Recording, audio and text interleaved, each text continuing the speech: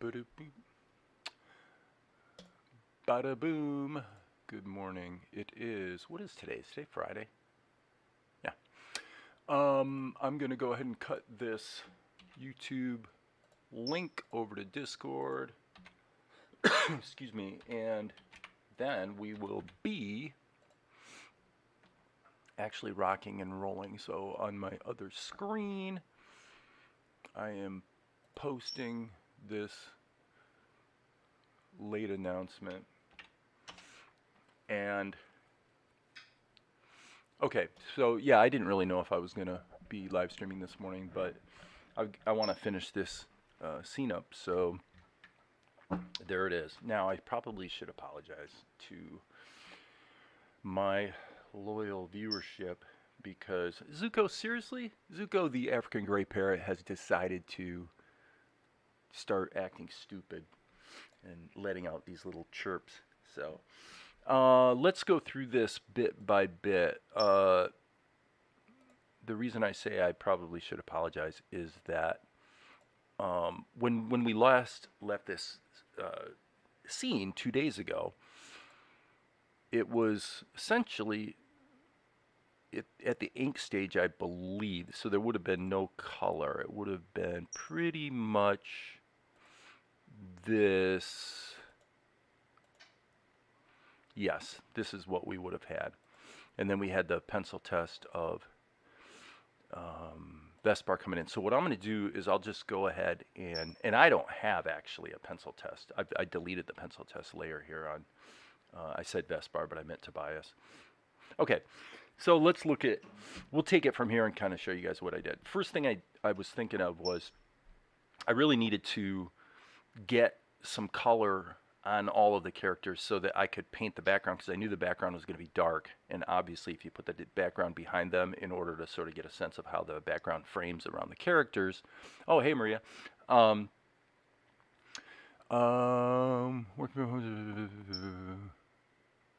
Yeah, thanks. So what was I saying? Sorry, world, I had to say hello to Maria. So I decided to do what I just actually learned the other day is called flatting.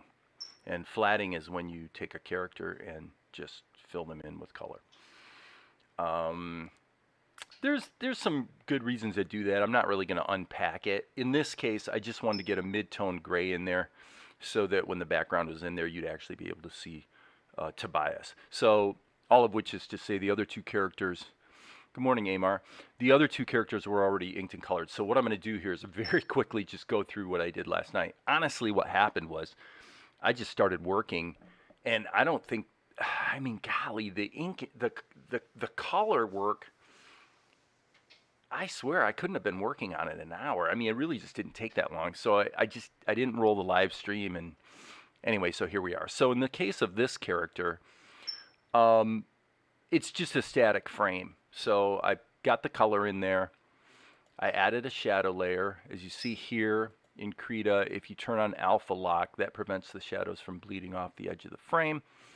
And then I added a second shadow layer so that so that he would pop a bit, because ostensibly the moonlight is shining down probably from kind of behind these guys. So now the old soldier I inked, or I'm sorry, I should say I colored next.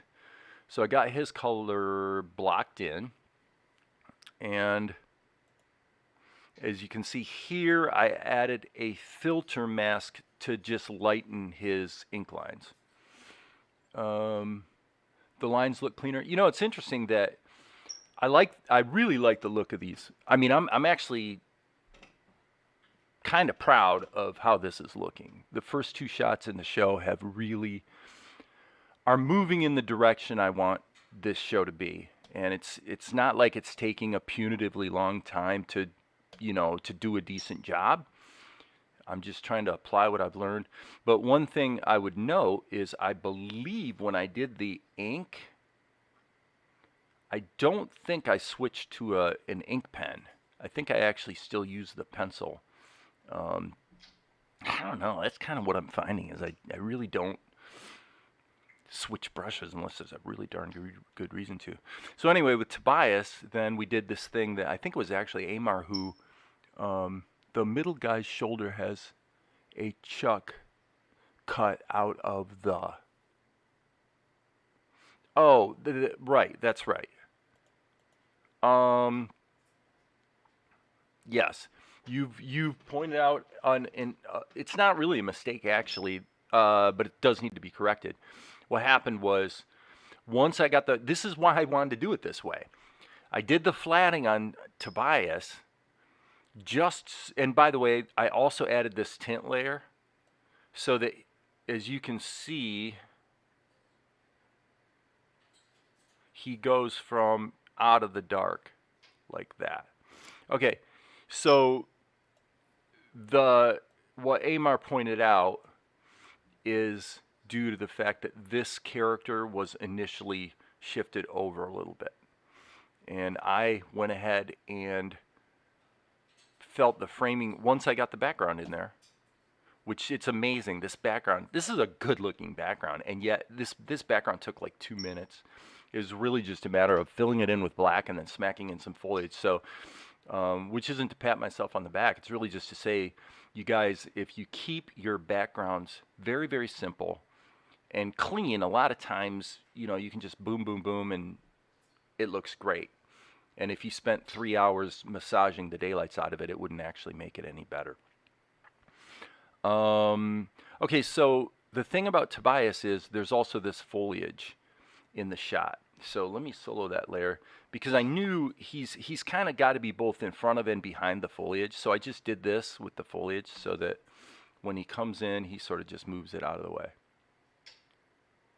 So, to tell you the truth, when I look at this, the error that Amar pointed out, I actually would debate whether that error even exists. Here he's in motion, so that slight change on the shoulder, like right there, that seems like that's probably problematic. But really, this is the only frame that matters when he finally settles. And so chiseling off that edge right there would probably be, well advised. But look, when we play the thing, watch what happens. Okay, so N key, this is what we're actually going to see on the screen. Okay, so now you could make the argument, perhaps, that on this one frame, you could either obviously fill in his arm, or you could actually put the foliage over his arm, right? But it's one of those things that blows by so fast you barely notice it. So if I was going to deal with it, here's what I'd do. First of all, I want to turn the tint and the foliage off.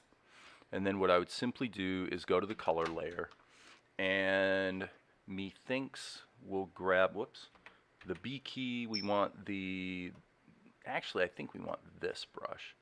Okay? And then we're going to just go like this, and we're not even going to worry about ink lines. If you think about the contrast that we have with the background, there really is no ink line requirement here at all, if the truth be known. So here you could say maybe just because there's a border between the garment and the leg, but there we go. So that one is probably, yeah, there you're supposed to be seeing the foliage. Here, you could argue that actually if you took the foliage brush and cut into this, it would probably actually look better, but we could do it just as easily by putting it on the foliage layer. Okay, so let's look at that. So we got this. I'm going to hit F6 and pull up my foliage brush. Whoops, didn't mean to do that. Kind of smack that down to roughly the size it needs to be, and it's going to be pretty dark. Okay, so now all we're going to try to do is just smooth out the transition here like that. And then here we'll just go like that, which makes perfect sense. And I'm even thinking this probably wants to be even darker. It needs to be pretty dark. And I'm going to make it slightly bigger. It just has to feel good. So a little bit of an overlap there. Yep, a little bit of an overlap there. And I would even say let's let this languish kind of like that. And that feels pretty good. And that basically hides the glitch. Okay, on the color, let's grab this brush, hit the E key, and just chisel off that little edge right there. Okay, cool. So now all we got to do is color Tobias, and the shot will be done. Cool, it looks different with the background. Yeah, I mean, that's just something as artists, you guys, you know, you want to be cognizant of how the context that your character is going to sit in will actually change what the audience perceives. So sometimes things that look horribly egregious in isolation actually are not even noticeable in context. And, you know, you guys know me. My opinion is if you're not going to at least be cognizant of that, then you're really kind of being a bit stupid. Sipping my tasty beverage. Okay, so now we need to deal with the color on Tobias, which we don't have a reference for Tobias here. And okay, so I'm switching to my other edit screen, this one here, so that I can find my reference for Tobias. Yep, there he is. There he is. We'll temporarily adopt the voice of Tobias because he is one of our favorite characters. Now, to do the...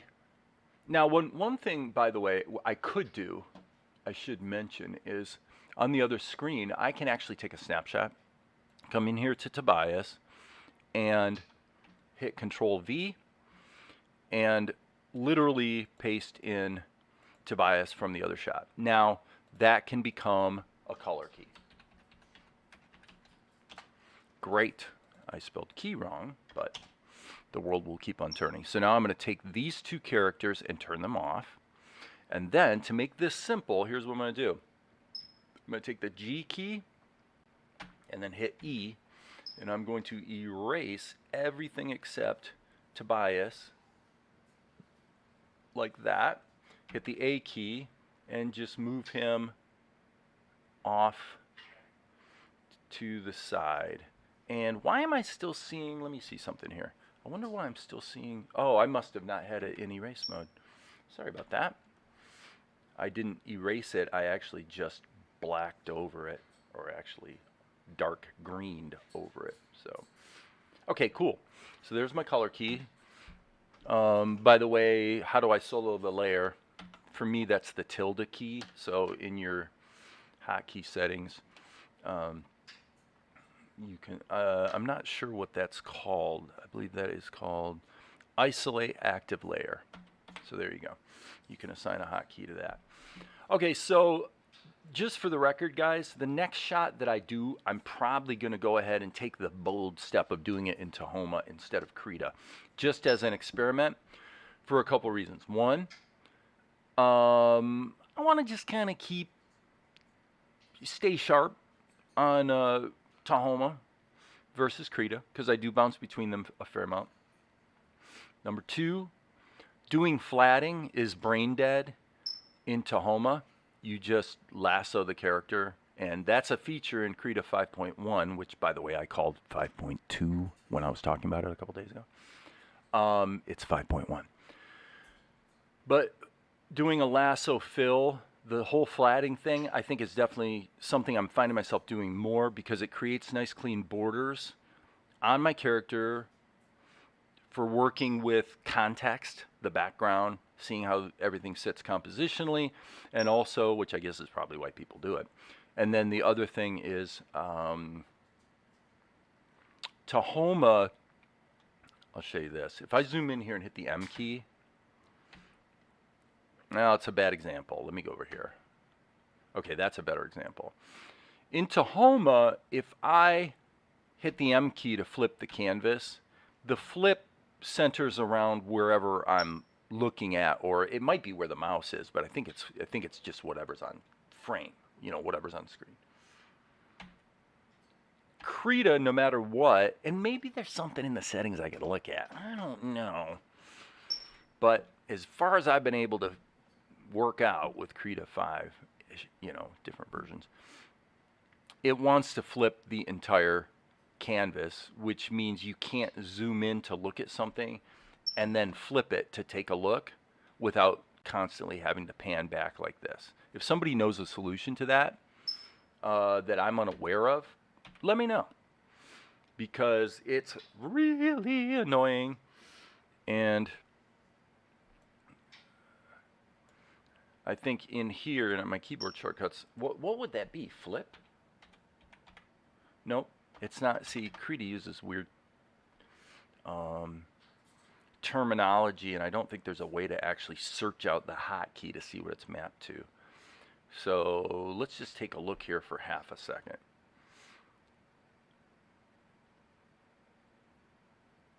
Probably view. It seems like it'd be view.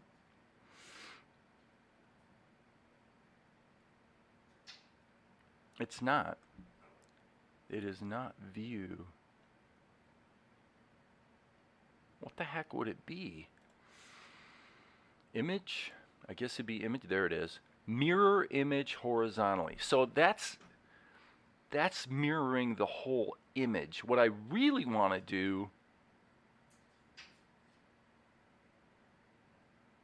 I really want to flip the view, not the image, because honestly, I don't know this to be true for sure, but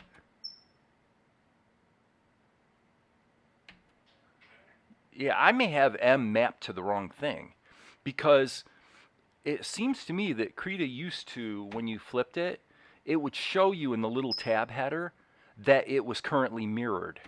Maybe I'm remembering that from Tahoma, but what you're really wanting to do is mirror the view, because I'm not trying to hard code that flip into my project, which would seem to be what's actually happening. Like if I save this right now and reopen it, I'll bet you it'll open reversed. So that is not what we're trying to do. So anyway, so there's that. Stuff to think about. Anyway, back to Tobias. Let's go to the color layer, which of course right now is full of flatting. So there's a few things we want to do. Number one, we want to turn off the foliage layer because it overlaps him and we really want to see him cleanly. Number two, we need to turn off the tint layer, okay? Because the tint layer is going to corrupt any color sampling that we might do, because we're not seeing the colors as they actually are. We're seeing the colors as they are with a darkening overlay over top of them.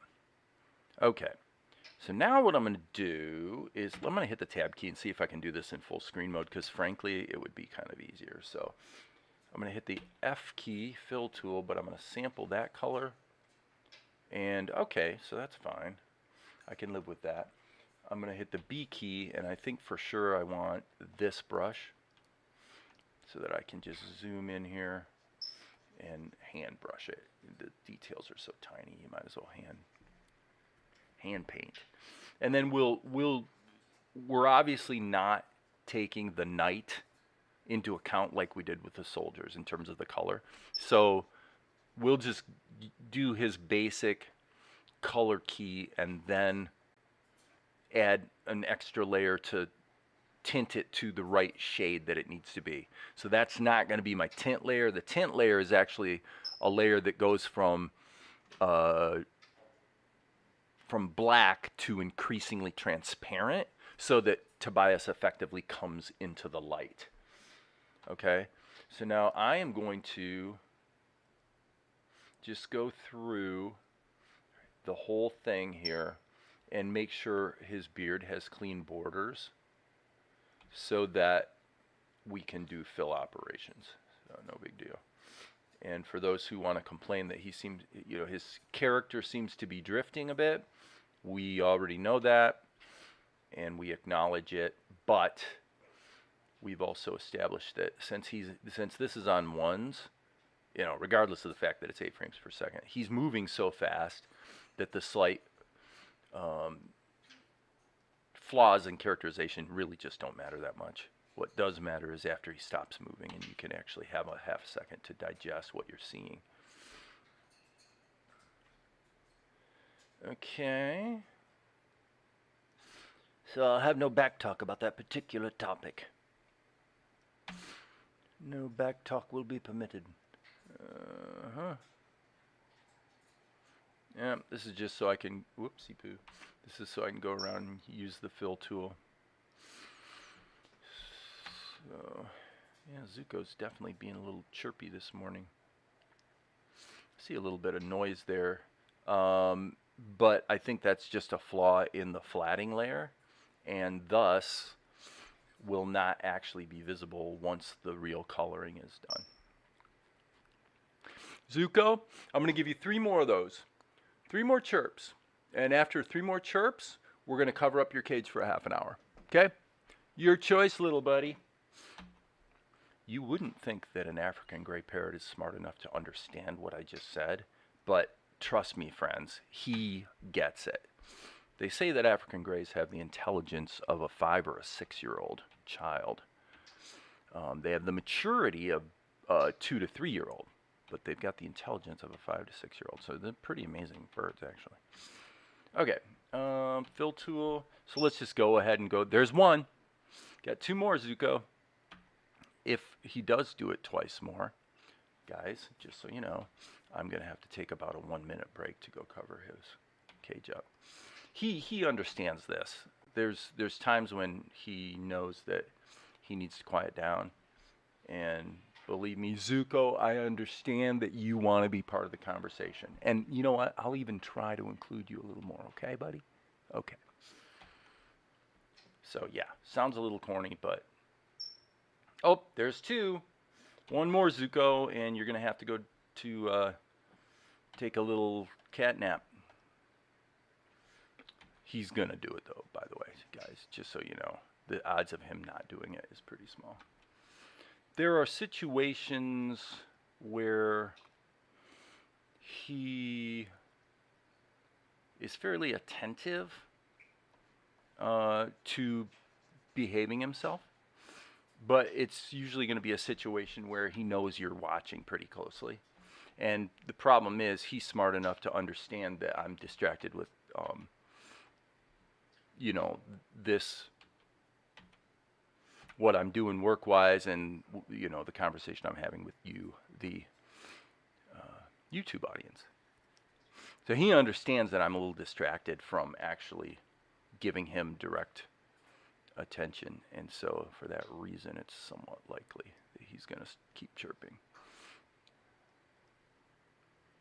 But now one thing I could do is pull out the stick, which, just for those of you who are animal rights activists, believe me, is not used to hit the bird. The stick is, it's a mobile perch that you can hold. But the thing you got to realize is he knows what the word stick is. He does not like the stick. And so if you mention it and he knows what you're talking about, yeah, you do, don't you? You know what stick means, don't you, Zuko?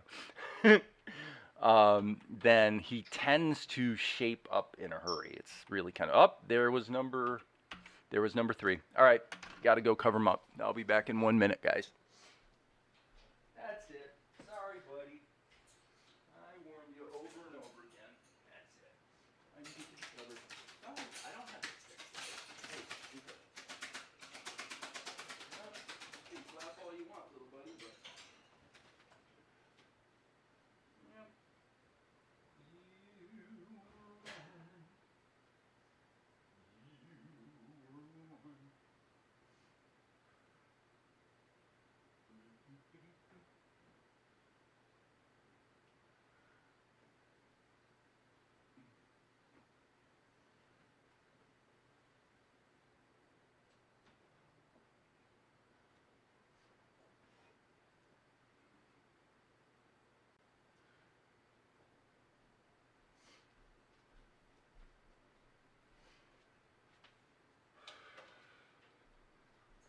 Okay. I'm back. So that's tantamount to putting a child down for a nap. It's basically the same idea.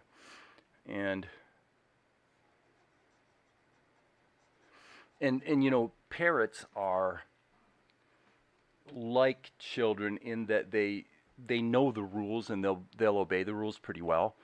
But then every once in a while, once or twice a week, they'll kind of test, you know. Um, okay, I'm going to look through real quick and look at the comments. Question, I know I've asked this before. Why don't you finish the complete pencil test and the shot totally?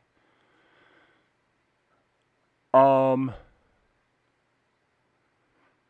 I did. The last two shots I've done, that's exactly what I've done.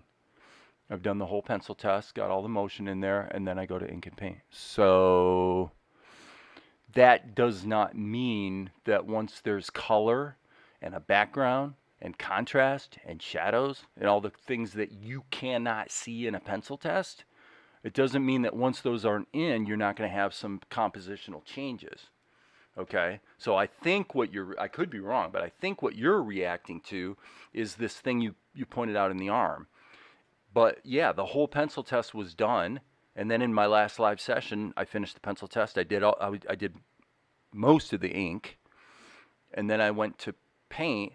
Once the background was in there, I realized that some reframing was required. So that's what's going on there. Now, if you're talking about doing the whole pencil test for a whole shot in the show, as opposed to within a scene, yeah, our terminology here is kind of stupid. Because to me, I don't know what you mean in your terminology. When you say shot, do you mean one shot? One shot is the camera gets pointed at the people, the camera rolls, you know, if you were doing live movie, okay? You get one shot or what you might call a cut, okay? One angle, and then that's what's edited into the show, okay? Is that what you mean by a shot? If you mean, like if you take a bunch of cuts based on the storyboard, what you consider as a shot. Yeah, generally that'd be right.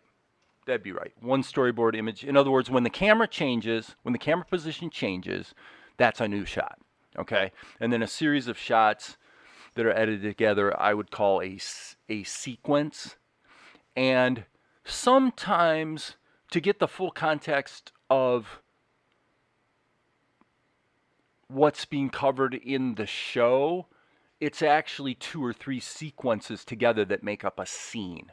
So a scene would be like a change in environment in the show, a change in location, that type of thing. A sequence would be, well, suffice to say, usually a scene and a sequence are the same thing, but not always. Let's just put it that way.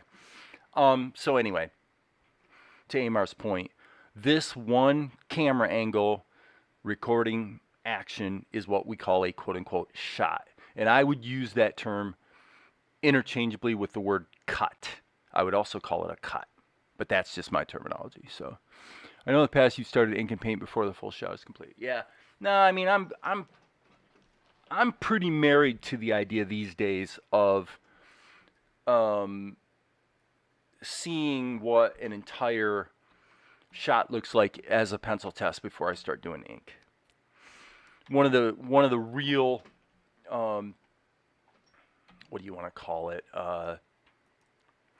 One of my real soapboxes at this point in my animation career is to do the right things in the right order. And I can say that with this recent foray into episode 3, so far I have done that. I've been pretty rigid about doing the right things in the right order, and I think the results are actually speaking for themselves because I really like the way things are looking. Okay, so I'm going to go ahead a little bit of off-white here, hit the B key, and give this guy some eyes. Because, I mean, honestly, I love the way the show is looking. Like, these panels really feel good to me. You know, if I looked at a freeze frame, you know, this is not really saying anything about the visual storytelling, because that's a whole nother judgment, or the story itself. But as far as the look of the cells, if I saw someone else's work and this is what it looked like, I'd be like, "Whoa, dude, that looks pretty good," you know. Okay, so let's go back here, and we'll just sample that. Okay, as you can see in the, I guess I'll just fix this right there. As you can see in the color key, there is some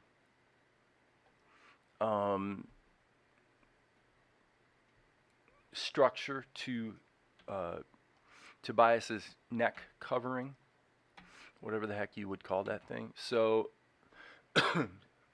I'm gonna think about that. I don't know if I'm gonna put that in there actually.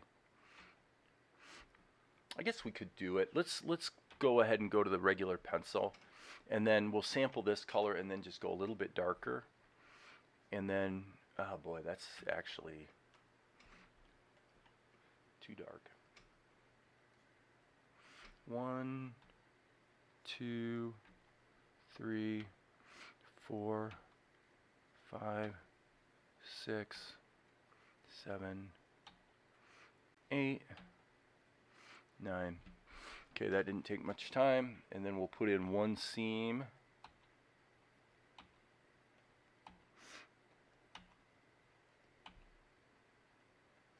Little hint of the other. You know, because the thing is, if you put those decorations in there, now you're committed to those for the whole rest of the show, right?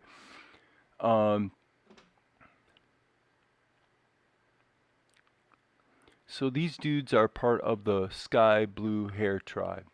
Yeah, I mean, Tobias does seem to be, I mean, obviously you're being a little facetious, but in fact, Tobias does seem to be a bit perhaps ethnically different than Vespar and Vespigi. But that's true all over the place in this show, actually. You know, TNR is essentially Greek. Luca's essentially Indian or Pakistani. Mel is probably pretty much American-ish. Asher arguably is more like Luca, like a slightly lighter-skinned Indian, probably. Golik is frankly probably more Greek-ish.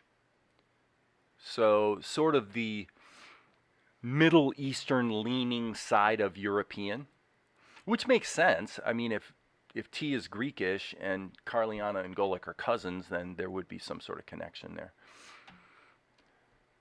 So, I mean, that was one of the things I just thought would be fun to do, is just make the cast sort of diverse.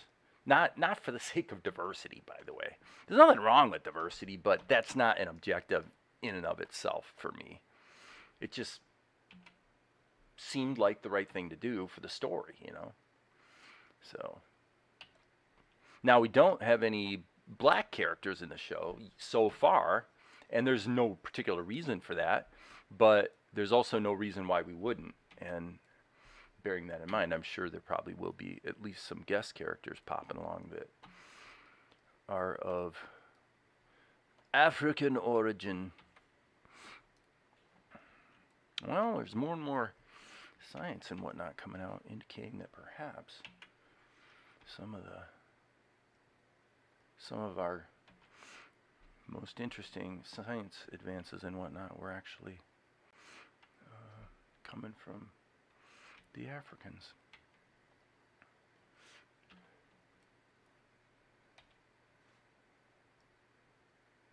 Frankly, if you really put a gun to my head and I have to decide, what I really probably believe is that there's been an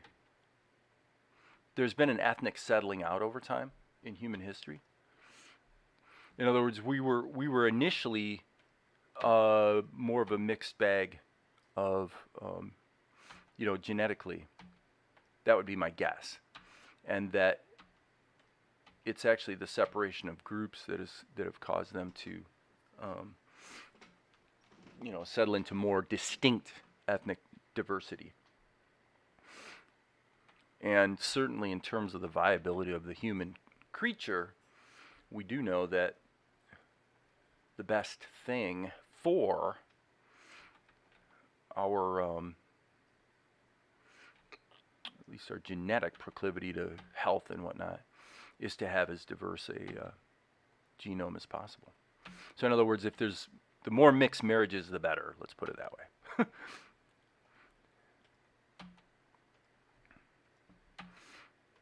These guys that are really big into separation are just don't really realize how, just in practical terms, just how stupid they are.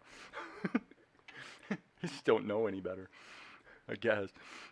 I figured that would prompt a comment from Amar. What did Amar say?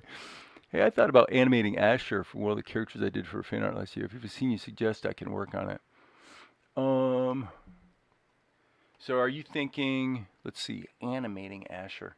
I'd have to, let me look into that, because right now we're at a place in the story where, frankly, Asher's pretty absent right now. Episode 3, Asher does not show up at all anytime.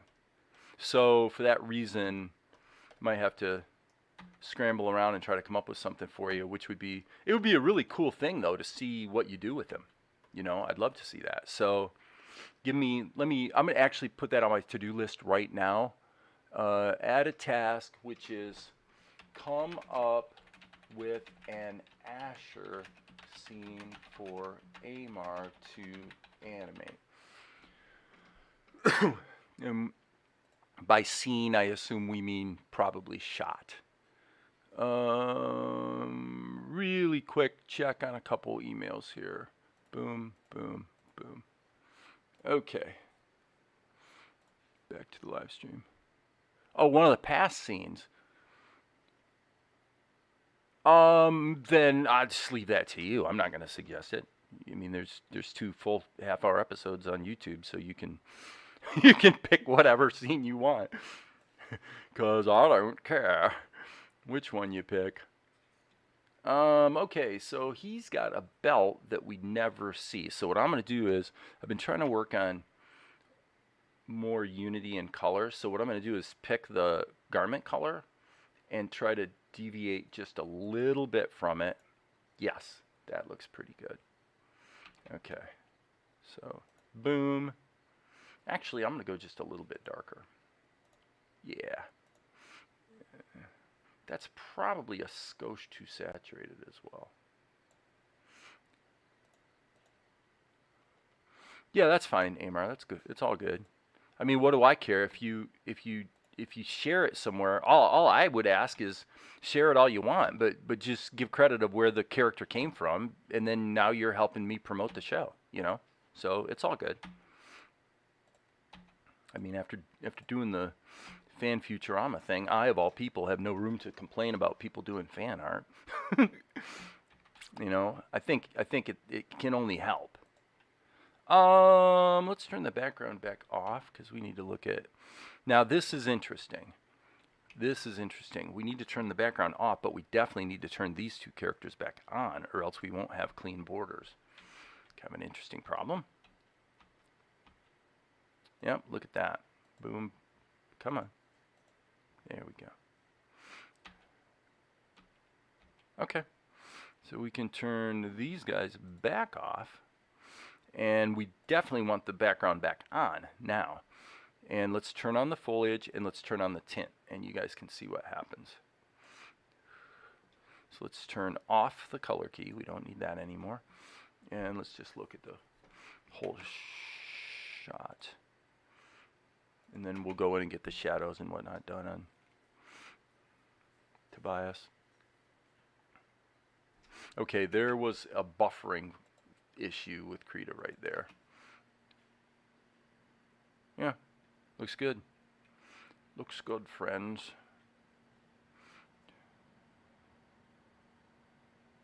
Okay, cool. So now what we'll do is we'll add a shadow layer. And we're going to alpha lock it. And put in a animation key. turn off the tint. So we're going to pretend that the tint's not there for the purpose of doing shadows. And what I'm going to do is I'm going to use this brush. Oh, come on. You might want to grab the right color there, Jack. All right. And then, of course, this is going to be turned down to probably about 15%-ish.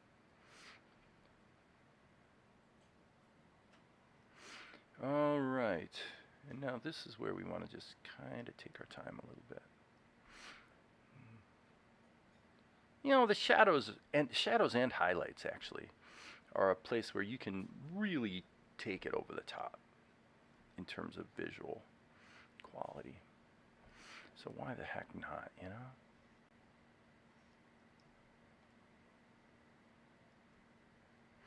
Why the heck not? So now, if anybody who wondered why I did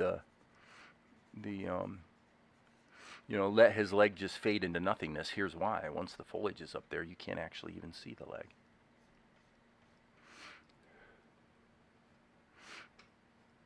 So, okay, no comments.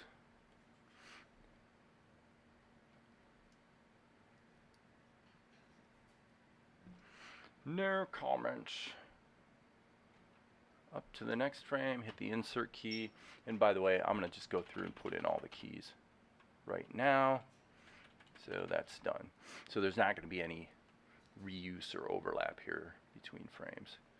So this is where having some good music playing in the background would actually be kind of useful, because it's just grunt work. If this was a properly edited YouTube video, this is where it would go into high speed mode, like 8x or 16x, and just blast through. Okay, since I've got the keys in, we might as well just pop it into actually, and you know what else I'm going to do? I think after this frame, I'm going to turn the tint back on, just so we get, so that as we're adding the shadows, we're getting the full sense of the entire look of the shot, you know. So, and by the way, sorry if I'm sniffing in people's ears. It is from now until the next, or till the first frost, it's going to be allergy season, without a doubt. Where the heck are his eyes? That's a bit strange. Go back here. Oh, that just happens to be the... Okay, so I'm going to have to adjust the color there. No wonder that looked funky. And by the way, I'm going to put this back here.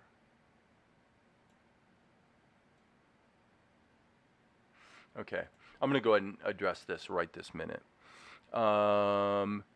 Let's go to the old soldier, turn off his transform mask, turn off all shadows so that we get the color right, sample his skin color, and then go to the color layer, hit the B key, and this is supposed to be an eye blink. So, and then of course, after he's done talking, we could reuse it again if we want. The thing about it is, if I'm gonna do that, I'm gonna hit Control. I really should put it here, because it's really, I can't emphasize enough when I talk about, you know, sort of a one-dimensional movement motion sequence.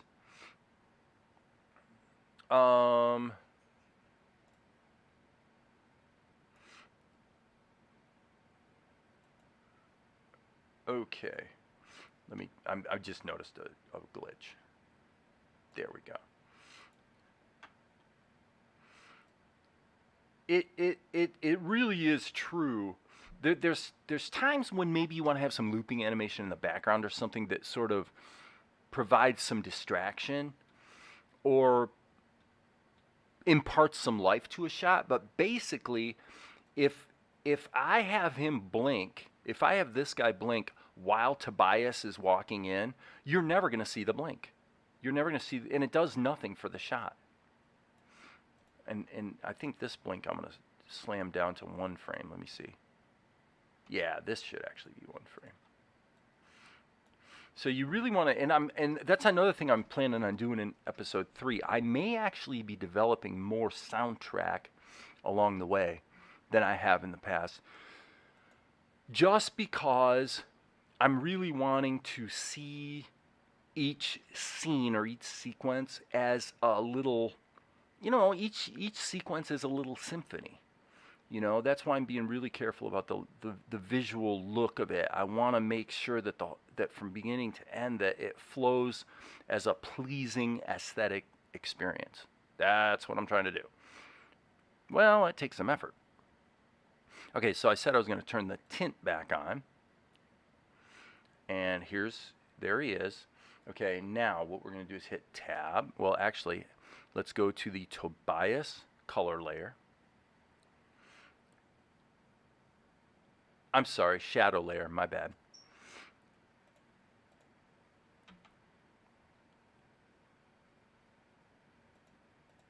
And now we hit the tab key so that we are in, actually I need to double check my color. I don't know why Krita keeps shrinking this down repeatedly. It's a little irritating. I want to smack Krita upside the head. So we'll do this and go to the next keyframe. So now, as I say, this, as you can see, we're getting a good realistic picture of what the final frame's really going to look like. Okay.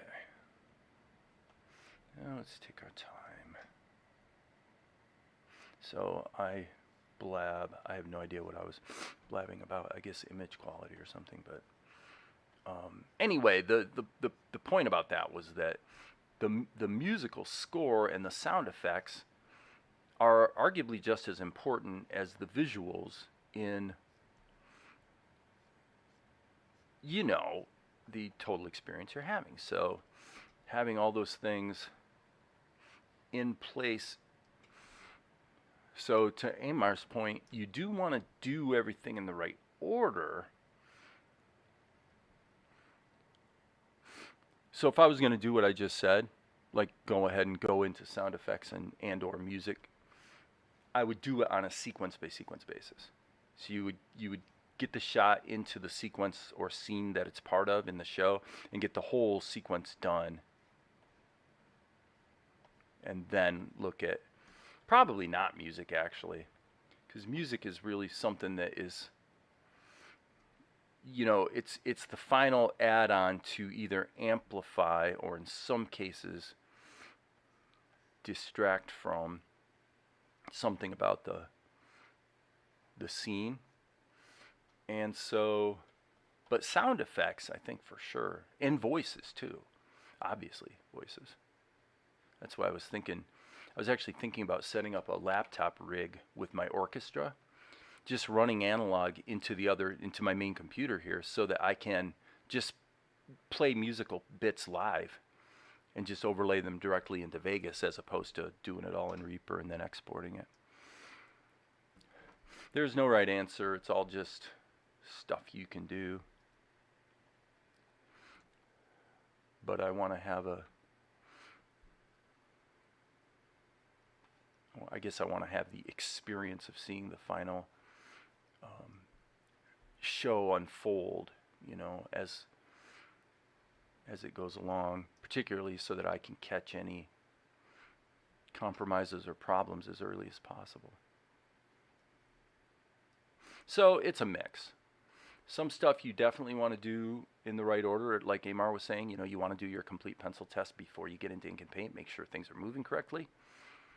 But on the other hand, it can be useful to get some soundtrack stuff in there once you have a sequence complete, because you know that the next sequence isn't going to change the nature of the soundtrack for the previous sequence, So in that scenario, there's no harm.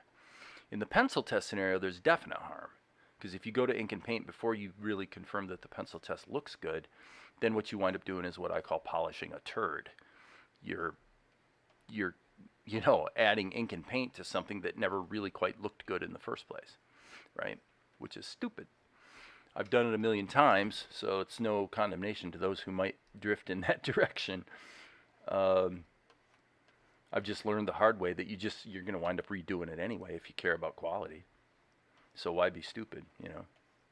That's kind of the question. Why be stupid? Why indeed?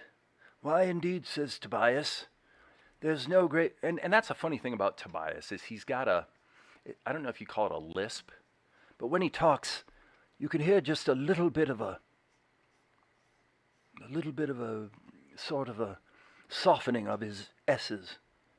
I'm not quite sure why that is. But it is endemic to his diction. And I say it that way because it's quite probably the sort of thing Tobias would say. Because he's a fairly sophisticated, although jacked, dude. He's jacked. All right. So, shadow. So anyway, I don't know who's watching today besides Amar. I guess Amar's probably watching in the background. Maybe Maria. I don't know. According to YouTube, there are 2 concurrent viewers. But yeah, guys, share Salt and Light with your friends. Tell your friends, oh my gosh, this was created by one guy, with a little help from Natalie and Maria. It's so amazing. Share. You know, that's what the world is these days. Everything's about sharing, isn't it? If you don't get shares, why, you're a loser. Which means I'm a loser because I don't get, like, nobody shares. I've joked about it here before. Nobody particularly cares about what I'm doing here. It's just not that significant. And honestly, I'm not facetious when I say there's something beautiful about that. You know, I was just reading, I actually read a biography of Ralph Bakshi last night, and now I'm reading a really large book about Jack Kirby. And there's just something about that bullpen, you know, working hard just to scrape by, yet they're doing this cool art that made history, and it has actually become definitive pop culture today. Right? The stuff Jack was getting paid peanuts to create, like the Hulk, the Fantastic Four. To a degree, he was involved with Spider-Man, although, of course, Ditko ultimately drew it. But, I mean, there's just something about that. It's the fact that these guys, you know, they're just trying to make a buck. They're just selling rags on a newsstand or in a drugstore. They don't realize they're creating what a generation later will be the definitive pop culture. It's crazy. It's nuts to contemplate. But yet, where it came from, and by the way, it hasn't changed. If you look at the pop culture today, look at these movies. You know, the actors make so many $1 million, or, you know, so there's plenty of people in the soup who are making good money. But the reality is, it's no different than it was back in the 60s with comic books. Most of the people involved in creating the next Avengers movie are just regular Joes doing something that they're kind of happy that they get to do something creative that they enjoy doing, and they're really not paid that well. You know, it's the old 80-20 principle. Almost all the money goes to just a few key players, and those are the ones we think we're trying to emulate. So my argument is, no, that's insane. That's not who you want to emulate. You want to emulate those Joes who aren't making any money because they're the ones who are actually doing the work. The reality is that without getting a number of skilled people on board on the payroll, it's pretty likely actually that Robert Downey Jr., for example, just picking on him because he's the guy I think of who I can remember as a member of the cast, cannot make a movie. Sorry.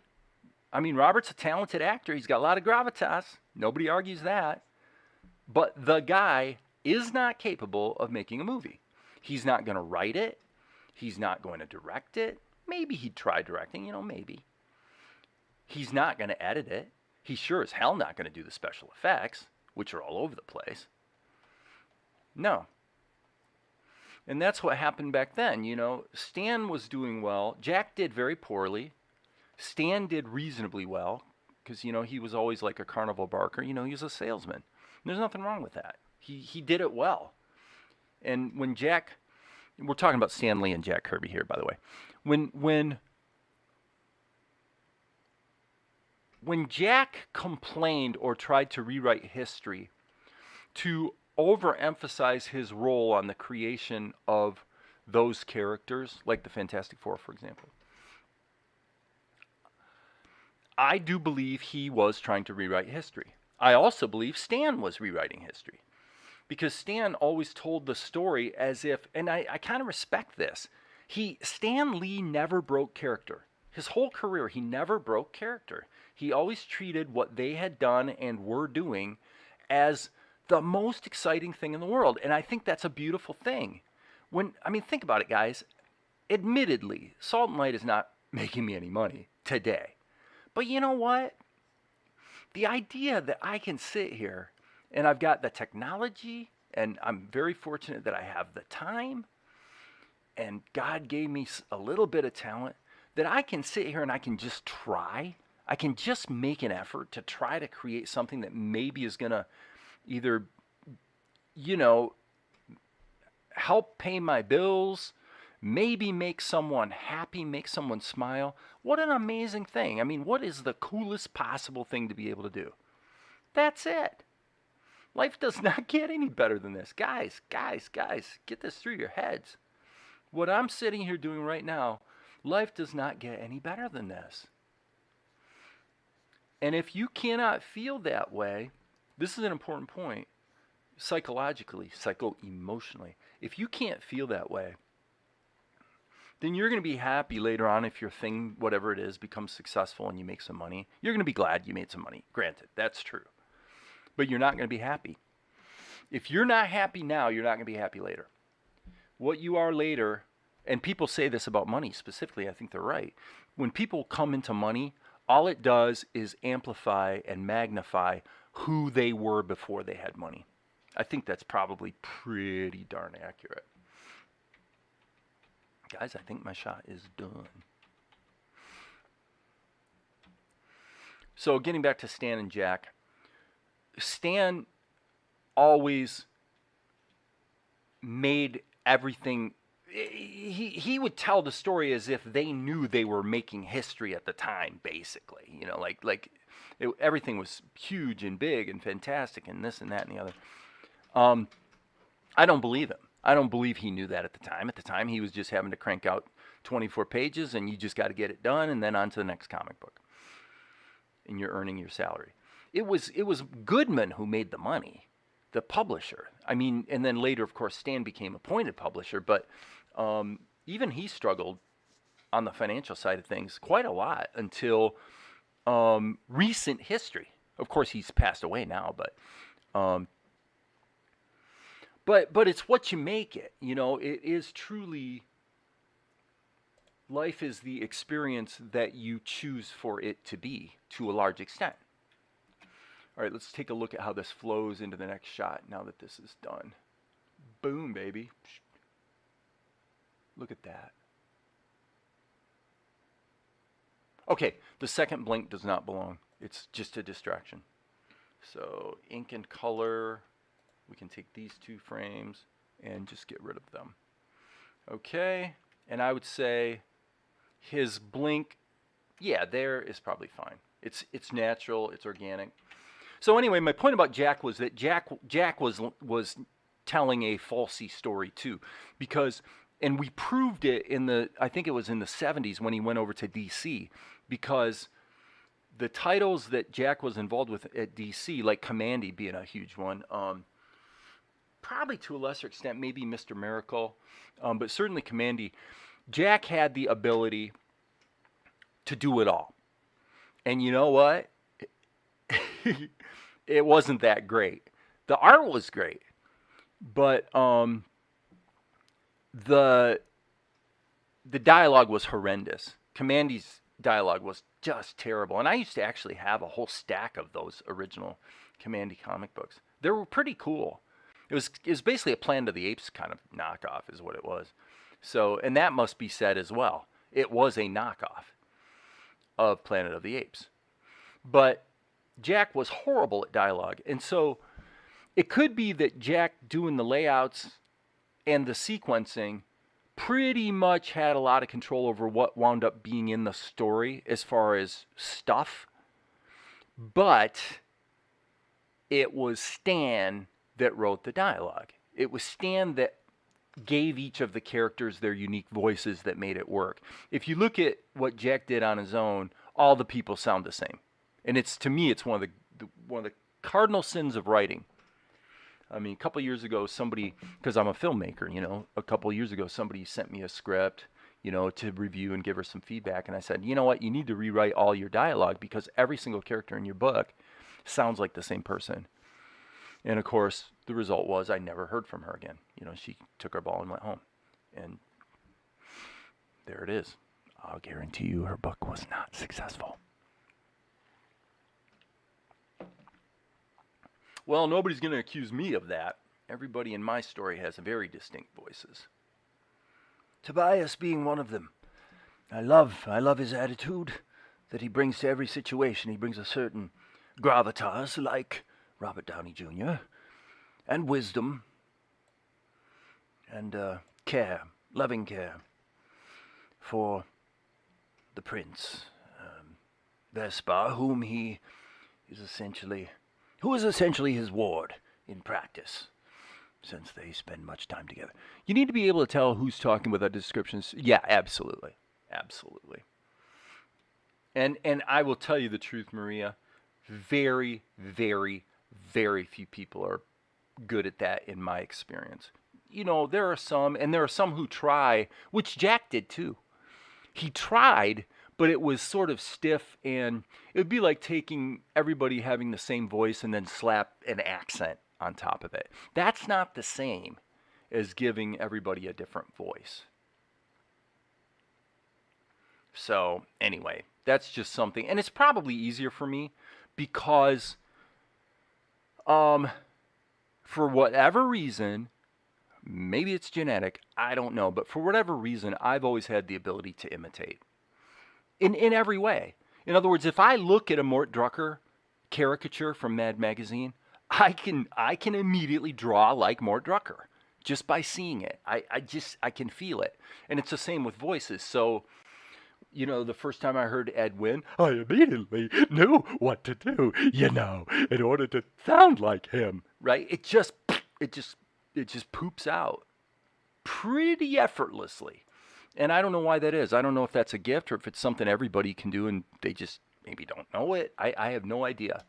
I've never had any occasion or way to find out. But that is part of my mission here, is to remind people that you probably have a lot more. If you completely trusted yourself, put it this way, if you had absolute courage, no fear at all, you completely trusted not only your ability to deliver, if you say, hey, if I'm disciplined, if I try, if I lean into the work and I don't give up, okay? But then add to that, do I have courage? Am I unafraid to be who I am and speak in my true voice as a creator? If everybody had that, if they were completely liberated, psycho-emotionally, I think all you guys would find out you have way more ability than you. And in fact, one of the interesting questions you could ask yourself today is, what idea have I had that entertained me, but I didn't have the courage to just say, okay, if it entertains me, it's good, I'm going with it. And then you just go with the idea and you put it out there. Unabashed, accurate reproduction of what it was that entertained you. How many people actually do that? I think the most prolific creatives actually do that because they have to hurry. There's not time. If you're trying to crank out a script by 5 o'clock, you got to do something. And so there is no choice but to fall back on what works for you. There really isn't. Unless you go, observe somebody else's work and then do a knockoff of it and just use that as inspiration, which I think is fine. But I think, but that is one of my missions here. If I have any mission here, that's probably it, actually, is just to let other creatives know, guys, you could do this.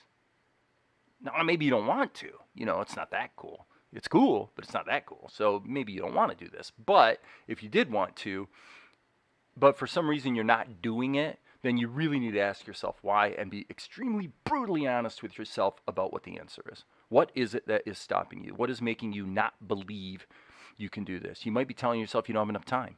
It's a common story. It's almost always a story. Because a lot of Salt and Light was done in the space of 1 or 2 hours a day, and that's it, actually. You feel the same way you can draw or imitate any art style? Cool. My eyes are more trained than my ears. When I was younger, I was able to imitate, but as you say, if you don't use it, you lose it. Well, I don't agree with that. We know from bodybuilding that if you quit training for 2 years, and then you start again, you'll get all your muscle mass back way, way, way faster than you put it on in the first place. It's the same with, I cannot play the piano or the guitar for a month. And then I pick it up, and it takes a few minutes for it to come back, but muscle memory does not just go away. So if you have the ability, you have the ability, especially if it's a talent, especially if it's not muscle memory, if it's something that you, in other words, and I hone in on your comment because if I see something where somebody is telling a story, so I use the word story loosely. It's a narrative, okay? Because this is how our minds work. You've got a whole lifetime of emotional memory stored, from which you, on an ongoing basis, create narratives to explain yourself to yourself. That's what we do. That's what human beings do. So you say, my eyes are more trained, blah, blah, blah, blah, blah, was able to do this, but as they say, if you don't use it, you lose it.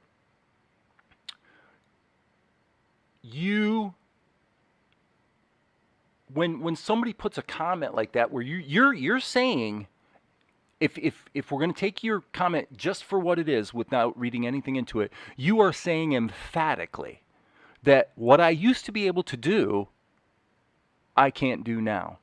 Okay, now I'm sure I'm being extreme here. You're saying, well, I didn't mean it to be that big of a deal. I didn't mean to make a big deal about it, blah, blah, blah, blah, blah. But it's an interesting study because comments like that, we do that all the time. In all of our conversations with people, in our human interactions, we are constantly pulling on our emotional memory to create a narrative. And then what we do is we actually create a narrative in a negotiation with our conscious mind to arrive at a story that retroactively, in a recursive fashion, supports and buttresses the character of the emotional memory.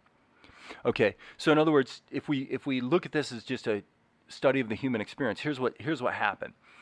The person, for some reason that probably has nothing to do with your ability to imitate voices, it probably has something to do with some experience you've had with other people or something, or perhaps the fear of trying and finding out that you're no good at something. There's a lot of fears involved. Okay, so the upshot is that if you look at everything you feel related to the topic of voices, what you're going to find is the dominant emotion is, there's many, many emotions. There's events you can remember that you felt good about. There's things in your past here and there that you felt bad about. But the dominant emotion is basically, I'm not that good at this anymore. So then you create this narrative that says, well, of course, that's perfectly understandable because use it or lose it. But the thing is, use it or lose it is nothing more or less than a narrative. It is literally a story, and it's a story that obviously supports the dominant emotion. This is how our minds work. And so when we as human beings begin to interrogate the emotions, in other words, we ask ourselves, what about the data? What about the events? What about the experiences that created that emotion that got stored? What you will always find out is that the data is what I call falsy.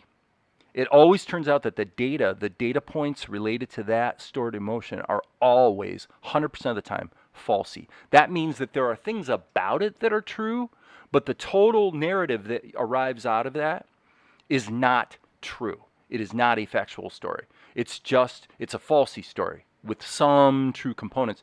And then what we report to other people, what we present to the world, is a narrative. And that's how we protect ourselves. This is perfectly natural. It's not a criticism. Why? Because the reason we do it is that is how ourselves preserve ourselves. Because if you think about it, what's stored in your emotional memory as dominant emotion to your subconscious mind, in other words, your self-image, to your subconscious mind, that is you. That creates a map of who you are. And so if you want to change your life and move forward and do positive things and do exciting things and all the rest, you have to begin to layer into your mind new emotional memory. That's why you expose yourself to creative works that inspire you.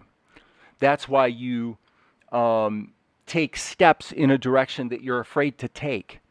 For two reasons, actually. One is to get some experience and some positive emotion stored about that thing so that you start, because what does that do to you emotionally? It means you start to build confidence.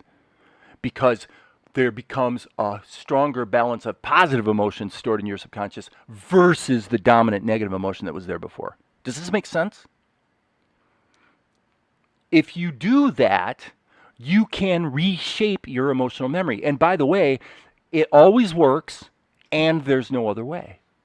There is no other way to change. In other words, when we see a person change or improve their life, if we look back and unpack everything they did, we're going to find out this is what happened. They delved into a new arena in some way, or they got some input, they got some references, they got some help, they got some encouragement, they did something that caused them to start storing new positive emotional memory that became over time more dominant than the negative emotional memory, which is kind of what we all start with. You know, you say, hey, can you drive a Formula One car? And I'd say, well, no, I've never even tried. Okay, so I don't really feel bad about it, but my overall feeling is that that's probably not something I could do successfully, right?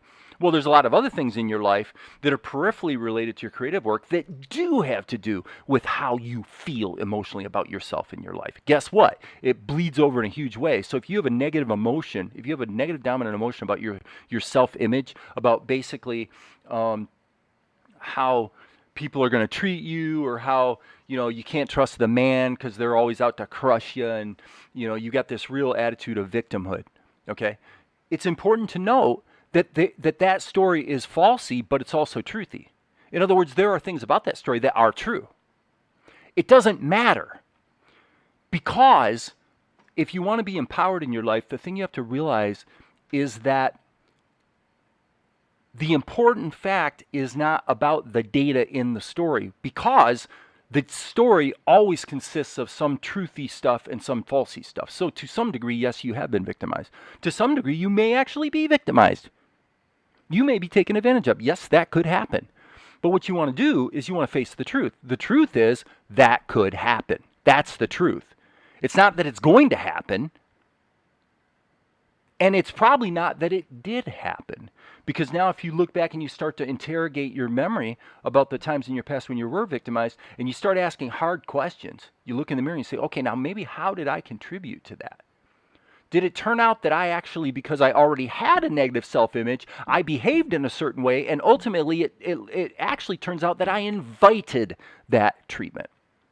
It's highly likely. Now, it's not always the case. Especially if you're a person of color and you've been subjected to racism and things like that. You know what? Racism is a thing, and there's no excusing it. Okay, so sometimes, yes, there's absolutely completely egregious victimhood that does take place in our culture, and it disgusts me. However, that is not what stops people usually. It isn't. What stops people usually is themselves. It's the narrative that they are telling themselves, about their potential, about their ability, that is a falsy story based on a narrative that they have created to support a dominant emotion. And usually the dominant emotion is fear. I'm telling you, this is how it works.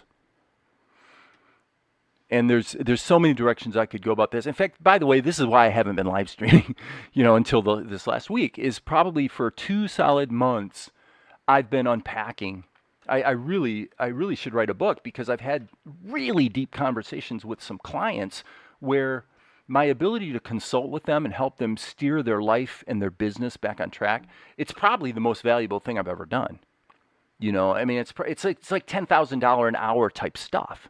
When you really look at somebody's life and you start unpacking, okay, here's what I see, and I am absolutely determined, Mr. Client, that I am going to tell you the unabashed truth. So I'm probably going to piss you off because I'm going to tell you some things that nobody else is going to tell you and you're not going to like to hear. But when I unpack it for you, you're going to look at it and you go, God, you know what? I see it. You're right. And I'm finding that happening in my conversations with people because of this stuff that I'm talking about right now. But it affects you guys too. Whatever you want to do, you could do. Now, some aspects of it, you might have to get some help with. But anyway, I'm going to go back here and look at the comments. Haven't worked out in over 20 years, so I know my muscle I gained has gone. Billy do it I was able to do it, but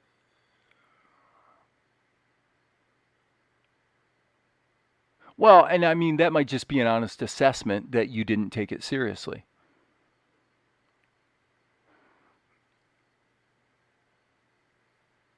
I am going to also say that it has been my observation in the area of music and composition and in the area of art and cartooning that inexplicably, for no apparent reason, I have found that as I've gotten older, I have gotten more able to do good work, even without practice.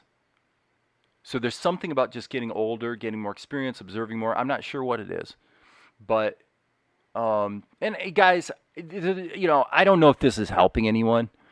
To me, it's the most important thing in the world. It's what I'm talking about right now about this stuff about emotional memory and what hangs us up and causes us to stop ourselves. Usually, when you get stopped, whether it's a business, whether it's a project, whether it's a relationship,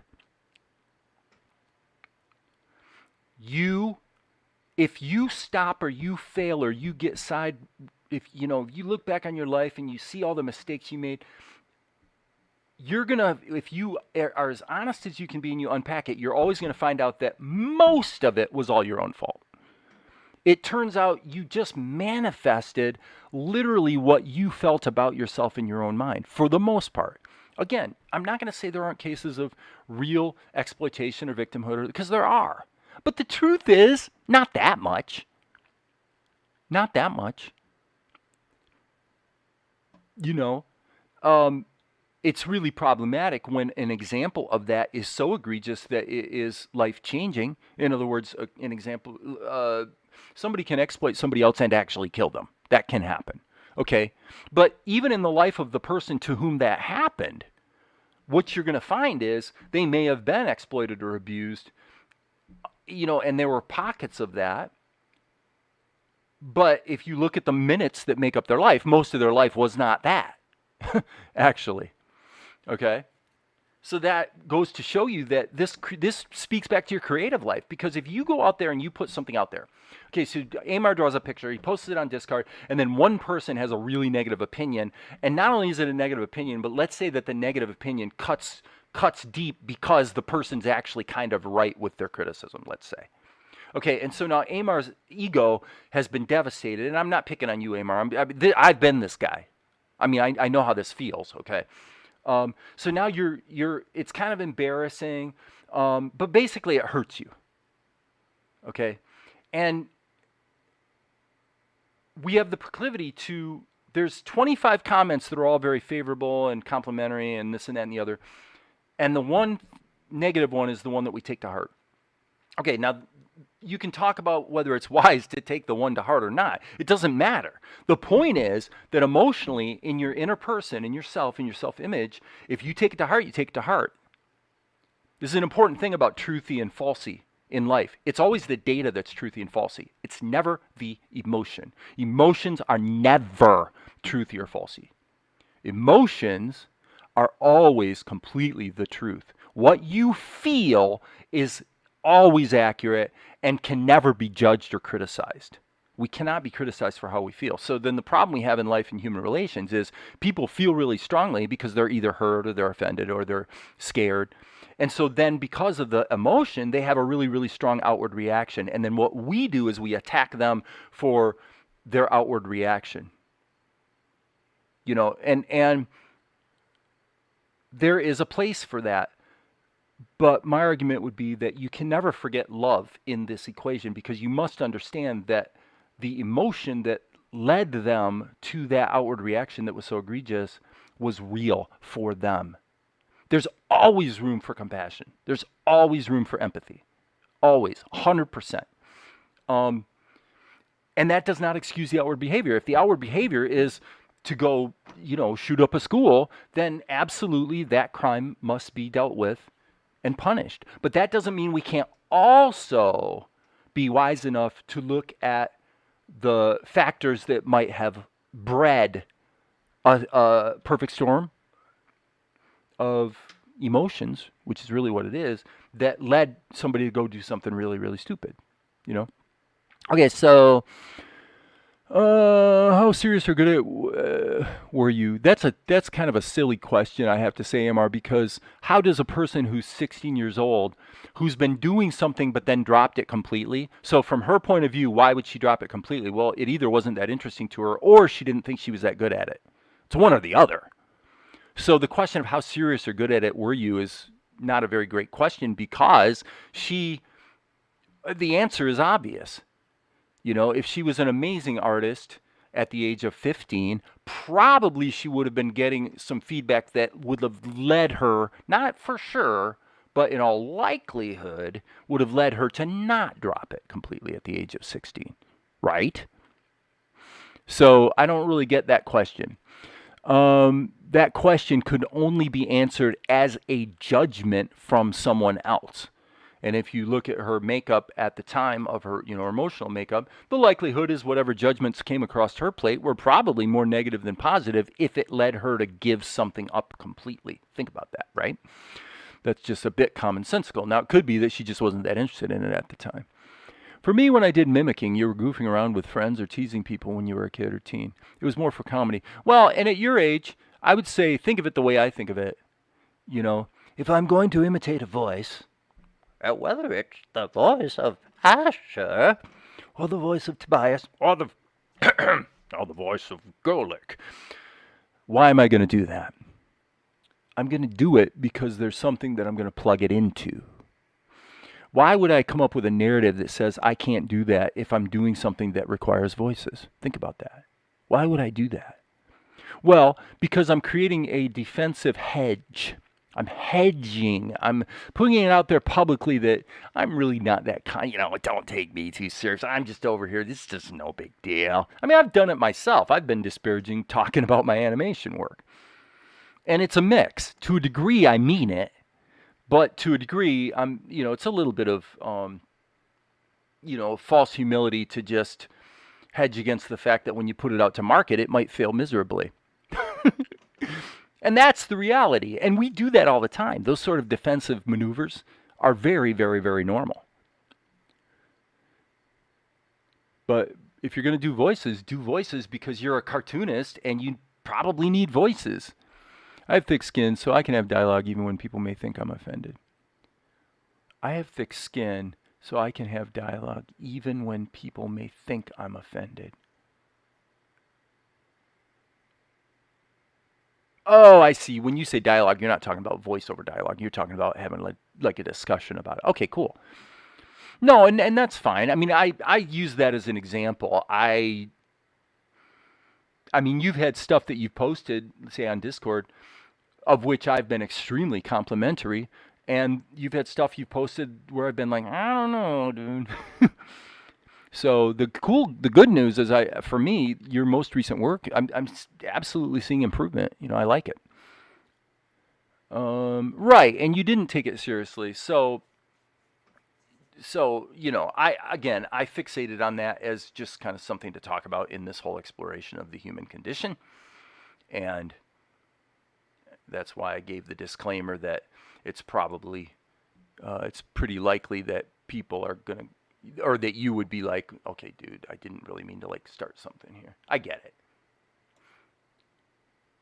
But I find this stuff quite fascinating. Okay, so I've been going for an hour and a half. The question is, am I going to start another shot? Well, I was in the same situation with singing, but I did do that way more and wanted to take that seriously. Yeah. Okay. Okay, so actually, so that's a better topic of discussion then. I'm gonna go uncover Zuko. He's really been covered longer than you. Hey, Mikhail. Um, but my question, Amar, is, I mean, what you just said there is extremely frank. This is a very honest statement. You did it way more and you wanted to take it seriously, yet you gave it up. Why? I'm going to go uncover Zuko. This is different than the voiceover thing. Why give it up if you wanted to take it seriously? That doesn't make any sense. What stopped you? You got to look deep down inside and ask yourself, what the hell stopped you?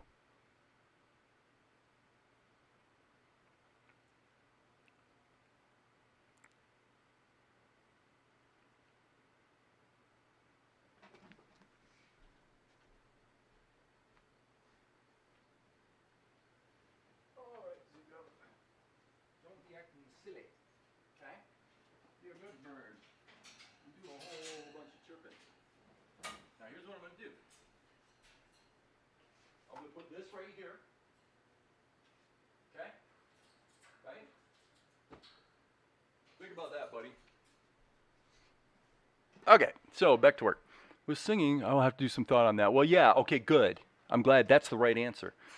Because here's why. Again, of course, for everybody who might be listening, I'm kind of picking on Amar because Amar puts a lot of comments in the chat, and so but I say that's the right answer because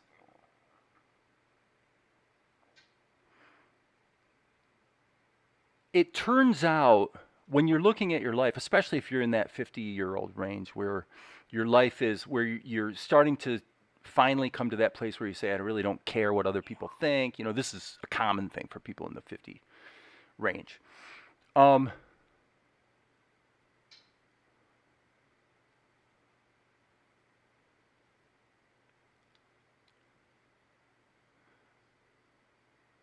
so what we do is we look back on our life, and it actually takes the narratives that we tell ourselves to justify the dominant emotion.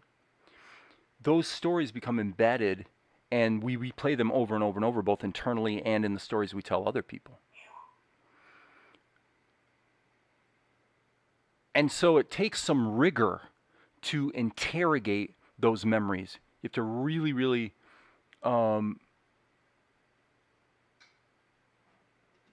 you really have to look carefully at what happened that you remember, because some things probably happened that, like, in other words, you're talking about being a runway model, okay? You weren't tall or handsome enough. Okay, fine. And so what you want to think about is who told you that? What was it that caused you to believe that you believed a negative about yourself so strongly that it stopped you from really giving it an effort?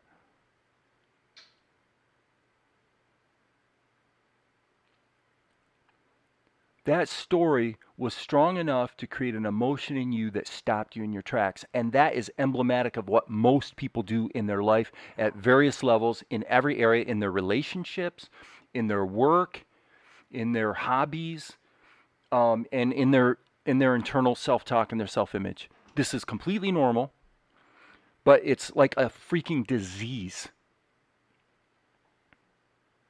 And this, what Amar's reporting now about animation, is again horrible. No career in animation. All it takes is one person, and think about the emotional dynamics of that. This speaks to the subject of belief. If somebody tells you you can do it, think about this. Okay, when a child is 2 years old, they don't have a strong map. They don't have a strong emotional memory map. So I'm talking about this thing, I'm going to call it the map. Okay, and then emotional memory is what gets stored in the map. It's always emotion that is accompanied by data, but the data is always falsy. Okay? The thing is, when you're 2 years old, you are dependent on externalities to give authoritative or to give authority to judgments. Okay? So your mommy says, don't go over there because you might get hurt, you might fall, whatever. Okay? Or something that might inherently be scary, like going on a roller coaster ride, another parent says, oh, this is going to be so much fun, you're going to have such a good time. And in both cases, you go into a situation that one person would experience as being really frightening and another person would experience as being really fun. Well, what made the decision of what their judgment was, what emotion got stored? Well, it was the fact that the externality, which in this case, of course, is a parent, is to store a message which the child believes. They have no judgment at that point. They have no ability to discern the voices that come to them that tell them how to feel. Children don't have that ability. So the first 7 years of your life, you're storing a lot of references that stay with you for the rest of your life. And that creates vulnerabilities because, and the mistake a lot of parents make, this is really a terrible thing that happens, but it's understandable. You know, a parent says, hey, stop that, because they're afraid the child will get hurt. Okay, the child stops, the child obeys, right? Okay, and then over time, as the child gets older, what the parent learns through repetition, this is stored in their emotional memory, is they learn that if I say, hey, stop that and snap my fingers, my kid stops their behavior. And what happens is a lot of the inhibitive emotion is actually coming from externalities that were imposed on you as a child, mainly for the convenience of those who were in authority over you. The truth is, in many cases, sometimes parents are abusive, obviously, but a lot of times they really don't mean any harm. It's just that they learn that if I just snap my fingers and say stop, it becomes really convenient for me. Because I'm tired, I've been working all day, I don't want to have to chase after the kids, I don't want to have a big discussion about it. The excuses are, there's a plethora of excuses, but the point is that what happens is parents train these really inhibitive emotional responses into their kids for no other reason than for their own convenience. And the problem is that kids internalize that. And then when they're getting into relationships in high school or when they're trying to figure out what they're going to do with their life, they've got these voices of inhibition. I'm speaking with authority because believe me, guys, I lived it. I went through this in a big way, probably more than you guys did. I'm more broken than you are. I mean, I don't know if that's true, but a balanced voice of nurture that is both inhibitive when it's really important to be inhibitive, but encouraging to explore it's vanishingly rare in parents. It's vanishingly rare. It does happen from time to time, though, and it's wonderful when it does. But for most kids, they're going to wind up going into adulthood having some stuff they have to overcome. Okay, so now you as an adult have to ask yourself this question. When I have an emotional, immediate visceral response to something, like let's say putting my art out there or trying something new or whatever it is, or getting into a relationship, the immediate visceral response I have to that, whether I believe that that is possible for me, you got to ask yourself, where does this belief come from? Is it internal or is it external? Probably it's internal, and it's because of the conditioning you got as a child. So you have this immediate visceral reaction, and then some people, as they get older, they learn to say no. There's a point in their life where they get mad and they say, no, I'm not going to be abused or inhibited or controlled in this way anymore. And they fight against it, and that becomes a necessary step. Some people who are weaker, and I would put myself in that category, don't do that. They tend to roll over and be sort of steamrolled by life. In other words, they give up too easily is actually what happens. They just give up too easily. And so as a small child, the voice of inhibition or encouragement has to be external. It has to be. because a child is a blank slate. They have no map. And then they build up their map largely from those externalities. So the parents are the ones who help condition the map. And so by the time they're 7, 8 years old, and especially when they go into teenage years, the map is well established, and that affects their whole experience with other kids and, right down the line. A lot could be, and so in the case of a coach or a teacher who tells you, this happened as, it wasn't a coach or a teacher, it was actually an agent who told Stephen J. Cannell, as a young man, he told him, give up on writing for television. There's no way. You can't do it. Forget it. Find something else to do. Don't. Just hang it up, kid. There's no way. And then he went on to be the most successful writer and creator of television in the world in the 70s and 80s. And later he went back to that same guy, because at that point, that guy as an agent was then shopping other writers to Stephen J. Cannell. And they got along. Stephen J. Cannell was gracious, because that's the kind of guy he was. But he said to the guy, he said, before we talk about, whatever you're going to pitch me on, we got to clear the air here. Don't ever do to someone else what you did to me, because it turns out you were spectacularly wrong and you shouldn't have done it. And the guy said, you know what? I'll take that. You're right. I couldn't have been more wrong. So not all, in life, it doesn't always turn out that well. Okay, let's see here. The whole idea of telling someone that they can't do something is just so amazingly stupid. And here's the thing we need to, I mean, my God, the stuff I'm talking about right now, I wish we trained kids in this. I wish we taught it in school.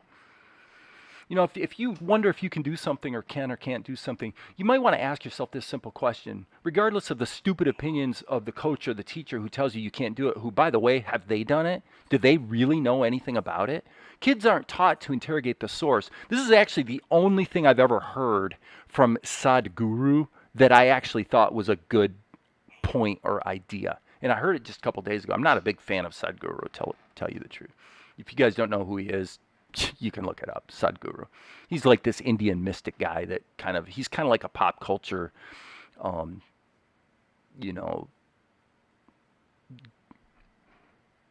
fulfillment guru, let's say. But anyway, what he said was, he said that he told this to his own daughter when he was raising her, is don't look up to anyone and don't look down on anyone. That's it. That's the only guidance I'm going to give you. You know what? That's really good advice. Because these people that are impressing these opinions on you, that are absolutely stopping you in your tracks and convincing you that you can't achieve something, these people do not usually know what the hell they're talking about. Like literally not even the first clue. Like they're so ignorant it's comical. And yet they're sitting here putting themselves in the position to tell you you can or can't do something? It's insanity. Well, who does that? Why would they do? Well, a lot of people do. A lot of people do. Why? I can tell you exactly why. Because the person who said that to you acquired an immediate dividend into their own emotional memory by telling you that. When they told you that, and believe me, they did not think this through, and they didn't mean any harm, really, probably. They might have, but they probably didn't. But what they did was, at the moment they were telling you that, it made them feel good. It made them feel like an authority, and they did it, and it was a form of abuse, and I can tell you why it was an abuse. It was abuse because those same people that said that to you would never say that to an adult. They would. It's like the parent who is abusive, but then when the neighbor stops by, all of a sudden the parent's like the sweetest person in the world. We all know that. We've all had people, and to a degree, I was that guy 20, 30 years ago. Not proud of that. But it's easy to get ego dividends from a child who can't talk back and is going to make you feel like, oh, well, you know everything there is to know about it. You're the authority. Boy, I'm sure glad I talked to you, because now I know what to do with my life, which is to definitely not try that. Thank you for protecting me. And now this person, they just got an immediate ego dividend, and they literally destroyed someone's life. They literally chopped a person off at the knees, and they don't even realize they did it. And that's the only thing, that's where there's room for a little bit of grace, is they probably don't even realize they did it. But the thing is, we're not teaching kids in their educational process to be discerning, to ask good questions and understand that the people that are having a tremendous influence on your emotional map, your image of who you are and what your possibilities are, those impressions that stay with you and are so powerful are often coming from sources and places and your own inner narrative that are highly uneducated, highly ignorant. And those are not being given because of a logical look at the data to say, okay, well, if you tried this, you might bump into this challenge. And this is going to be hard. You're probably going to have to work pretty hard at this. But we can see examples over here of people who've accomplished it. So obviously it's possible. But it's probably going to take you 2 years to really get some inroads into that arena. And you're going to have to kind of do these prerequisites before you can really have a good hope of getting into it. Unless you get into it peripherally. You know, you may find out you're not a good enough artist, say, to do this animation, but you might actually find out you have talent as a writer. Now, what you just heard from me, you guys, for the last 40 seconds or so, is literally how I talk to my son Kyle. And it is literally how I would talk to anyone else. You want to look at the facts. You want to look truthfully as you can, because sometimes there's information you cannot know. And by the way, this is why, and I guess this will be my final point about this topic. This is where the manifestation gurus, I believe, really get it wrong, because they emphasize creating an emotional feeling out there with terminology that they've just invented, like out in the vortex or whatever. And if you can capture the emotion of it and really visualize what you want, the universe will just bring it to you. And I don't think that's true. There's one really important reason why that shouldn't be true. And that's because if you take one small step of action towards the thing you think you want, you might discover that you actually didn't want it at all. And that's something the manifestation gurus kind of overlook in a big way. In fact, it's actually kind of common. Why would that be? Well, it's because, like, for example, I'll give you the example of the synclavier. If you guys don't know what that is, let me put it in the comments. Okay, the synclavier was a digital sampler before digital samplers were widely available. And if you wanted to have one, Stevie Wonder had one, Michael Jackson had one. They cost about $100,000 at the time. So we're talking around 1982 or something. The emotional impact of the idea of having access to that monster machine back then had a really strong impact on me. It's actually very embarrassing to admit how powerful of an impact that was. Because when I look back over 30 years, I realize how much the emotion of that desire to have access to something that was completely unavailable to me actually shaped my emotional makeup in the area of music. It's completely stupid, and I'm not going to unpack it in details. But when I look back on it, it's quite ridiculous. And the most glaring example of how ridiculous it is that in 1992 I had this tool. I'll put in the comment. The Ensoniq ASR10. Okay, so I bought one of those. It was a couple $1,000 digital sampler around the 1992 range. Here's the reality. And at that time, I was still drooling over the $10,000 EMU emulator. This. What is so sad is at the time, what I did not know is that looking back now to 20, 30 years ago, the truth of the matter is that the ASR10 that I had was actually a more stable and capable machine than the $10,000 emulator. But the emulator had a mystique that allowed them to fetch a much higher price. And the synclavier had obviously a much bigger mystique even than that. Like order of magnitude higher mystique. And this is a huge thing. Amar, when you unpack and interrogate your own emotional memory, think about this concept. Think about that concept, mystique. What is there that was impressed upon you as a person who was 16 years old or whatever, that had a really powerful mystique about it, that made it both highly desirable and highly unattainable for you? Okay? Now, to varying degrees, you may find that that dynamic is kind of present in a lot of different areas to different degrees. But this is a huge thing I've observed, is that when something in your emotional memory, going back to your youth, has a high mystique level, You're both attracted to the idea and the emotion surrounding it and repelled from actually experiencing it at the same time. You know why? Think about the emotional memory component of this. This is what's just crazy about this stuff. Think about it. If I actually had access to a synclavier for a week,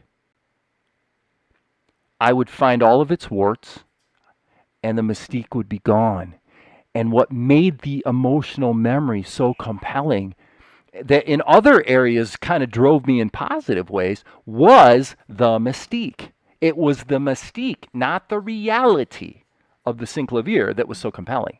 It was the idea of what you could do with it, not the actual grunt work of working with the tool, which in hindsight is common knowledge that it was an extremely unstable.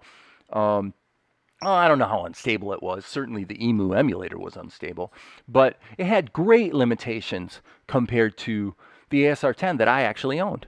But because mine cost 1/50th as much as the synclavier, I didn't realize what I had, kind of thing. It's so stupid.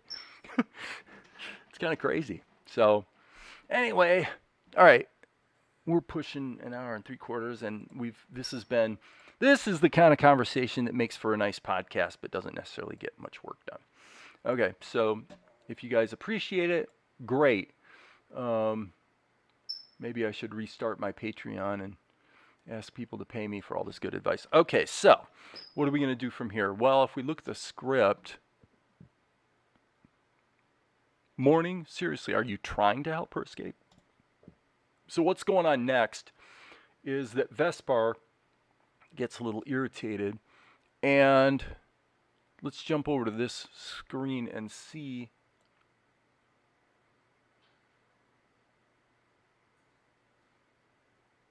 Yeah, really, we need to. Okay, so we can leverage this shot. I don't think I'm going to try to reuse the art. But the framing, the background will all be reusable. So this shot actually becomes quite a useful starting point. Let's rock and roll. I said just for the sake of keeping sharp, I said I was going to use Tahoma. So for those who actually want to see animation work, well, I'm going to get busy here on a shot. Okay, so let me pull up Tahoma. I'm not using 1.3, by the way. I'm still using 1.2. Zuko, would you please knock it off? You know what? I'm going to grab this thing.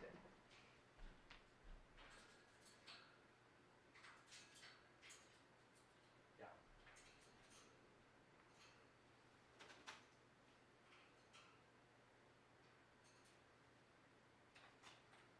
Come on. Good boy.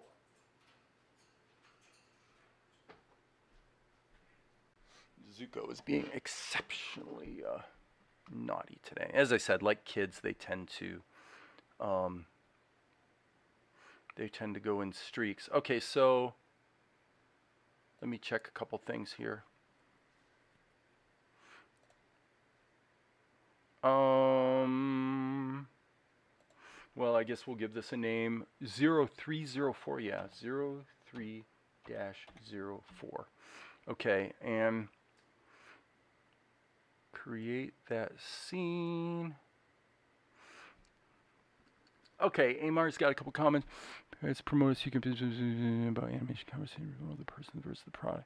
Well, and here's the deal. I mean, I have this philosophy that I've arrived at is something that I have a name for, that is probably a trademarkable name, and it is actually pretty likely that the greatest contribution I could make to the world is in this area, especially as directed to creative people who often have to battle with various manifestations of angst that prevent them from both achieving what they want to achieve and also just experiencing life and, just being able to be happy. There's a lot of people with a lot of angst out there, is a reality. I don't know what I'm going to do with that yet, but it's something I've been thinking about. So save all. We're gonna actually save this as. Okay, why is it taking forever to show the same dialogue?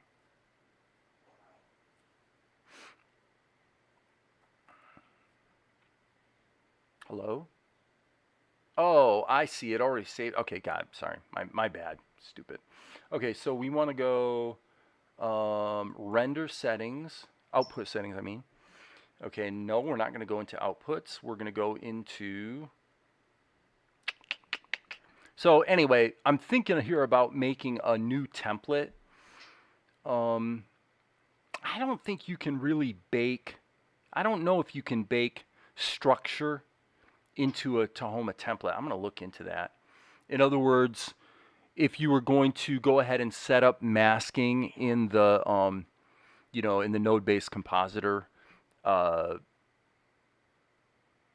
for shadows and things like that, if that can be done and baked into a template, I'm not quite sure. Okay, so scenes, outputs. This is going to be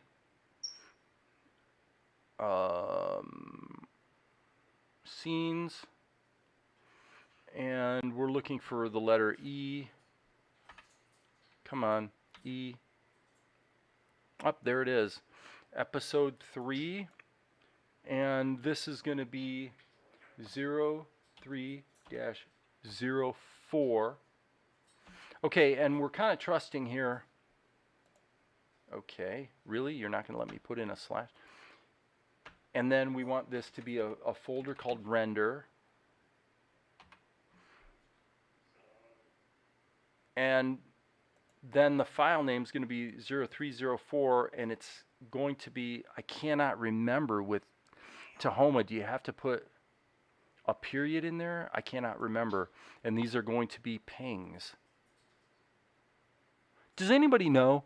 Do you guys know? Do you remember if for Tahoma, do you need to put the period in? Or if I put in a period, does it give me two? I think it gives me 2 periods. Okay, so what I'm going to do is I'm just going to put in, he says, morning? Seriously? We'll resume. Okay, 8 times 8 is 64. Okay, I'm thinking we could probably do 72 frames. So I'm going to do 72 frames. And if it puts the periods in for me, great. If not, then okay,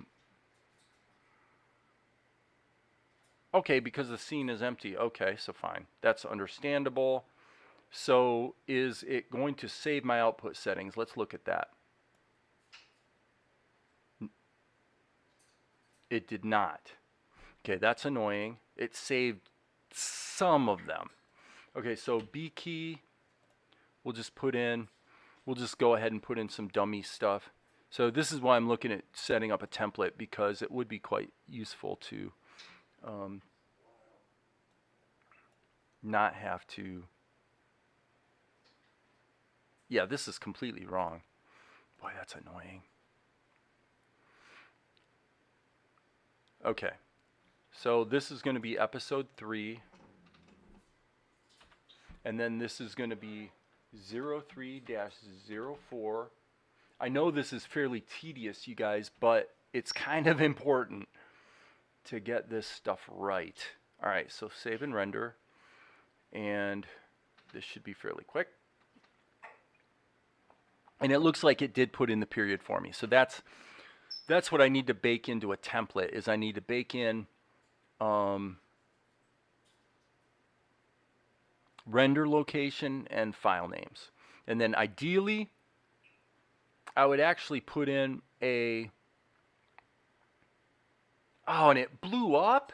Seriously, Tahoma? Ah, golly. Seriously? So stupid. I mean, what? I'm sorry, guys, but how badly do you have to botch code to be able to take a scene that essentially has nothing in it and not actually screw up the render? I mean, really? That's what we're going to do here, people?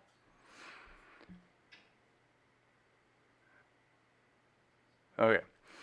So, not the end of the world. I just had to rerun Tahoma, but yeah, that's definitely annoying. Okay, so what we're going to do, let's be pragmatic about this. This scene is effectively done. This scene we're going to be able to steal some material from. Okay, I would say let's go ahead and steal the background. So control, I'm grabbing the background layer, which should give me the entire composited group. So I'm going to go Control C, and let's just see what happens if I go Control V. This should give me a painting in the background. And it's taking half a second, and that worked. Okay, fine. So now we'll just go ahead and slap this down to here, and then we'll do Save All, Control S, which then makes it so that the background image that I just cut and pasted in across the clipboard will actually be stored now in the extras folder. So, and I'm gonna actually be a bad parent here today, because I mean I've hit with Zuko here, I've hit a problem point, which is that I'm gonna have he can see me looking at him right now. It'd be like if you're trying to do a podcast or a live stream, and if you had a 5-year-old kid that kind of knows that you're not quite willing to like literally stop every 2 minutes to say, okay, today's the day that you're acting up more than usual, and we have to really anchor in with you and give you all of our attention and whip you into shape here today. He can kind of tell that I'm not wanting to do that, and so he's pushing the envelope way more than he usually does. So I'm not quite sure what to think about that, because part of me says, you know what, I guess Zuko's gonna get away with that today, you know? So, not the end of the world, but definitely a little bit annoying. Okay, so why don't we paste in Vespar as well, just so we have the reference. So I'm gonna go Control C and Control V. I'm just gonna put that on another layer, and then that becomes a bit of a color key as well. Although, of course, we've got quite a bit of color modification in here. So just sampling colors isn't going to be completely straightforward. But okay, Zuko is like, I have something to say about that as well. Yeah, I mean, kind of. All right, so back to work here. I guess we'll take the S key, grab the whole thing, and for reference purposes, we will actually hit the Shift key and slide this, and slide this over here. So it becomes basically a color key. And okay, so let's get into what the action here needs to be. This is going to be interesting. You're trying coding in my free time. Maybe if I get good enough, I could work on OpenTune's filling issue with vectors. Yeah, I have no idea what the current status of that is. It was horrid years ago, and then it got better, and I don't know what the current status is. Don't know, don't care, because I do not do inking with vectors pretty much at all. And if I was going to, I would do it and then immediately convert them to a smart raster level and go from there. The value of being able to ostensibly scale or edit your ink lines after the fact just is not that compelling of a value proposition for me. Plus, in the case of we do have this ability, and to this point in history, I've never seen one single case where the loss of fidelity or resolution or blurring that might occur that results from tools like Liquify, I've never seen a single case where it actually mattered in the final result. So, hey, Darren. Okay, so let's get busy. The first thing we want to do is look at the dialogue, and the dialogue is, morning. Well, he's going to say, morning. Seriously, are you trying to help her escape? So it's a little bit of a Darren T voice. Actually, it's funny you showed up just now because we're dealing with the voice of Vespar. So, and by the way, you're still always welcome to send me if you really want to try doing the voice. I mean, I'm open to it. It's a little late now to change But at the same time, you know, being released on YouTube is not full blown distribution, and there are things about certainly episode 2 that I know are going to be changed before I release it. So, you know, there's still room to change things. Okay, so let's center Vespar on the rule of thirds. So what we want to do is we definitely want to start with what amounts to a simplified cartoon, and we'll just use this other art as a guide, and then we're going to turn that off. Actually, no, strike that. Let's get some of these clear indications anatomically into place, so that we're, you know, you're basically halfway between the nose and the chin for the mouth, and then these little Kevin Bacon cheekbones seem to come in just under the nose. Okay, so that's a pretty good rendering of Vespar. Okay, so we can turn this off. Now, actually, let me turn that back on one more time. Yes, so I'm not going to draw his hands right now, but let's just put the pendant in there. Okay, cool, so we've got that. All right, so now the question becomes, what is Vespar going to do? Okay, I'm going to go ahead and put in an indication. I want to get this anatomically kind of right, so let's just draw a stick.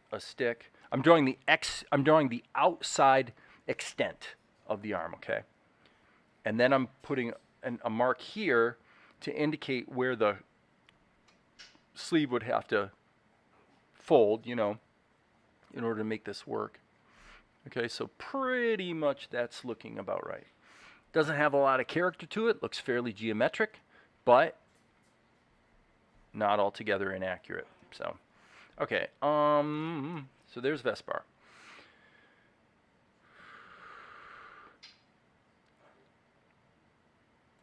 I'm gonna say,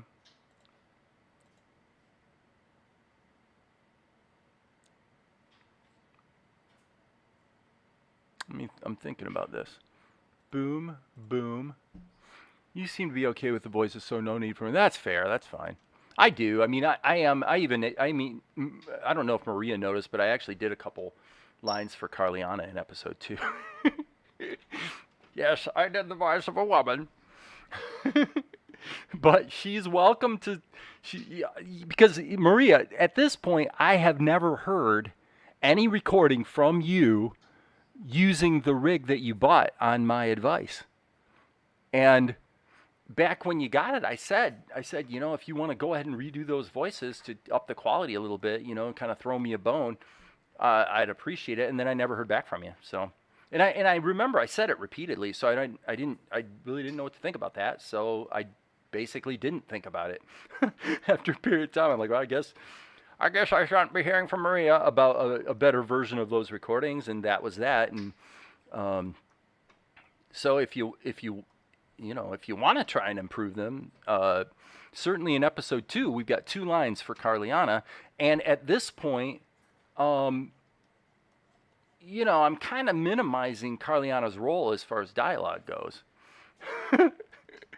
Which isn't difficult. I mean, you just write it. It actually, this one scene with Golik, which was Golik and Carliana, turned out to be funnier. I changed the scene so that this eunuch, who's, he's basically like the voice of Roger from American Dad, which is pretty much based on Paul Lynde. But I rewrote the scene with this servant who's like a eunuch, and the scene was both funny and still communicated everything that was in the scene that had been previously written with Carliana in it, which really took itself way more seriously. And I really do kind of want to inject a little more humor into the show, right? And so I rewrote it without Carliana. But life got busy. I do have the rig and be up and running if you still want it. Well, for me, I've already said what I need to say. There's nothing more I have to say about it. You did the voiceovers. They were in your phone. They were deficient but workable. And then you got the rig. And I said, if you want to go ahead and redo them, I already paid you for the first round. If you want to throw me a bone and redo them, please do. And then I never heard back from you. So that's where it's at. If you want to do it, do it. If you do, then I will notice that, and I may cut those voices into the show, and then that means, okay, this is sounding pretty good. Let's throw some more voice work that way, and that's really the way it is for me. And I'm speaking very frankly about it because I'm just telling you the truth. That's what goes through my mind. I'm not gonna ever. I would say at this point in my life, there will not be anybody involved in anything I'm doing where I'm gonna go chase after them. You know, you got the rig, you want to do it, and I'm not gonna uh, say any more about it. So, Darren, what do you think about Dart and Flutter framework? And so don't take offense at that, Maria. You know, don't take offense at the guy who's willing to just tell you the honest truth. It's not a criticism. My life goes on no matter what, and so does yours, and it's all good, and we're still always friends, and everything's fine. I'm just telling you this was my mindset about it, and then once I never heard back from you, I said, well, forget it. I can probably fake a voice for these two little short lines of Carliana in episode 2. So in episode 2, she says, what does she say? She says, what? Outrageous. And then she says what again? She says, what? Who is Asher? So she's got like these two lines. Mikhail, what do you think about the Dart and Flutter framework? Never heard of it either. Also know that you changed a bit of dialogue in the actual up and running of the show. Should I use original script or try to catch the new stuff? Well, I mean, what's in the shows that are posted on YouTube are final. And what right now, because I got enough going on myself, I'm not going to go through and I'm not going to take 2 to 4 hours to go through the script and then find all the things that might be in the script that are slightly different in the final recording, and then either highlight those lines or cut down to a new document that has just those lines. Because I've done that once. So if you watch the show, if you scan through it and look for Carliana, that's where Carliana is, and whatever's in the show is what's in the show, and they're both on YouTube. So nothing's going to change at this point. But you will notice on episode 2 there are 2 lines for Carliana, very short ones that I did. So it seems to me they're about halfway through. I can't remember exactly where they are in the show. I don't have it in front of me at the moment. But so, okay, enough about that. So what is his line of dialogue again? Morning. Okay, so he needs to say, I'm going to turn on skins, which I don't usually do, but I'm going to give this a try. And I'm also going to consider here just penciling what's changing.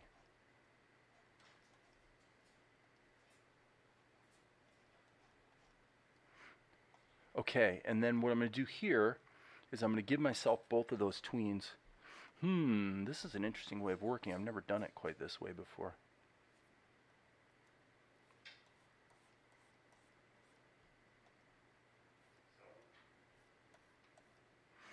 Okay.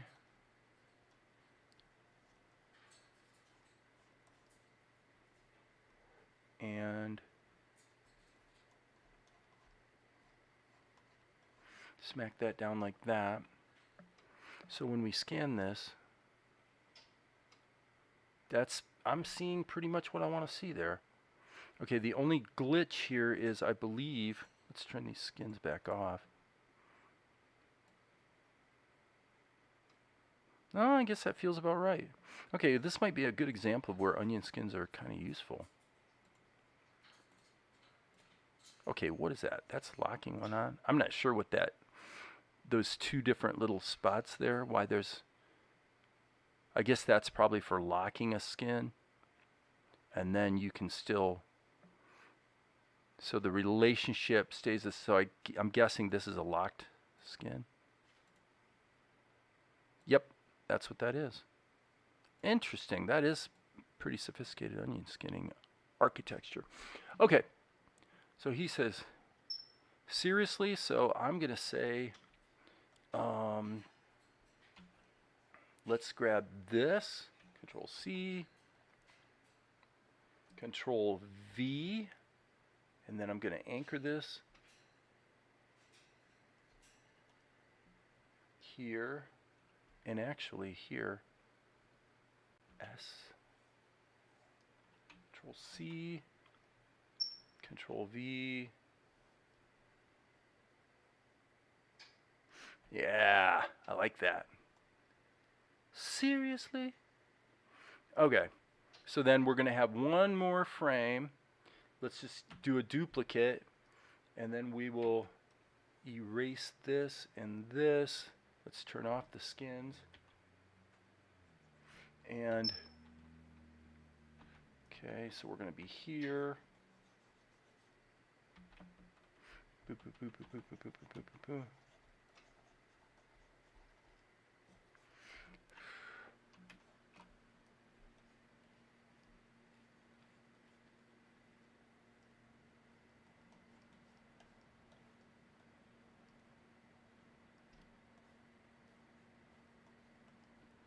So he's quite upset. I've heard of both vaguely. I believe Dart is owned by Google. I know they're used on different teams.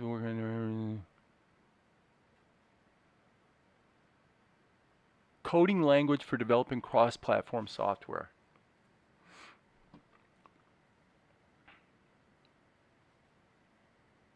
Huh.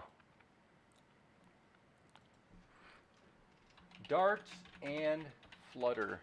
If I want to create cross-platform, yeah, it's a open source user interface SDK developed by Google.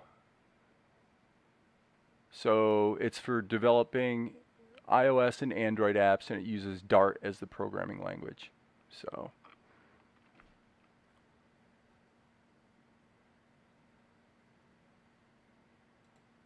it's, you know, probably, I mean, come on, we've had Visual Basic for 30 years. Delphi and Lazarus if you're into Pascal. Obviously, if you write JavaScript, you can use HTML and CSS for cross-platform apps using, what is the phone gap, you know, if you want to create Android apps. So I'm sure whatever Google's come up with is reasonably performant.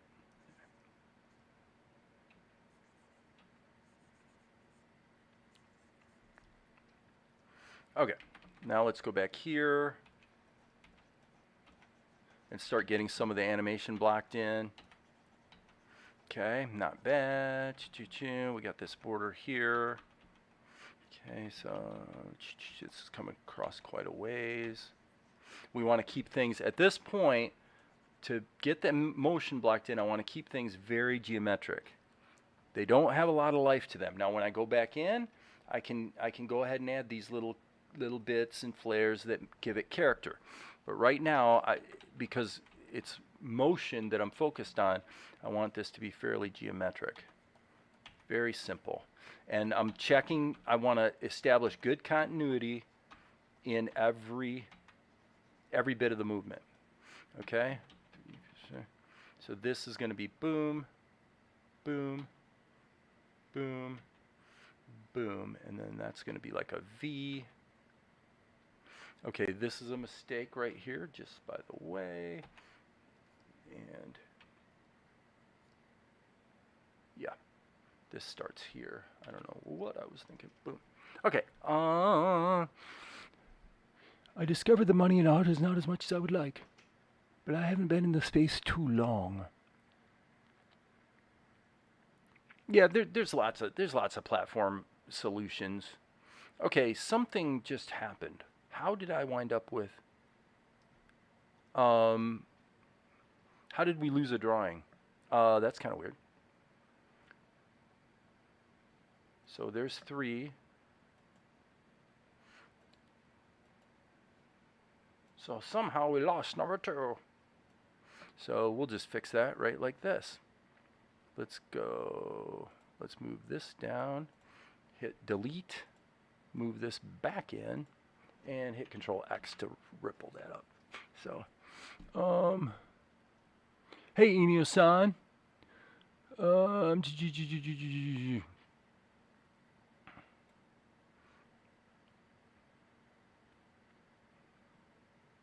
Yeah, okay, that's working. Better save our work, save early, save often, right? B key.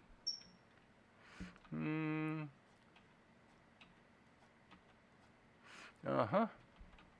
Boom, boom, boom, boom. We're just trying to make sure each of these contours move nicely, okay?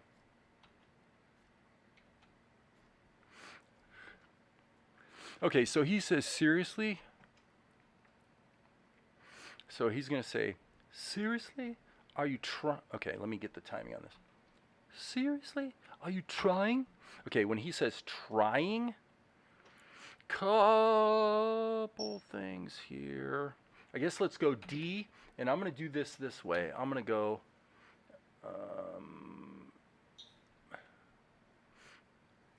I want a tween.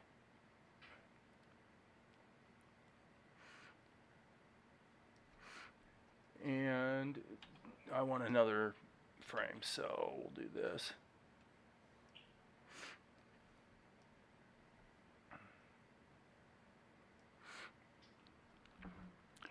The money in art and IT, there is money in art and IT. Doing it as a business is best finding niche become known for it. Crowdsourcing.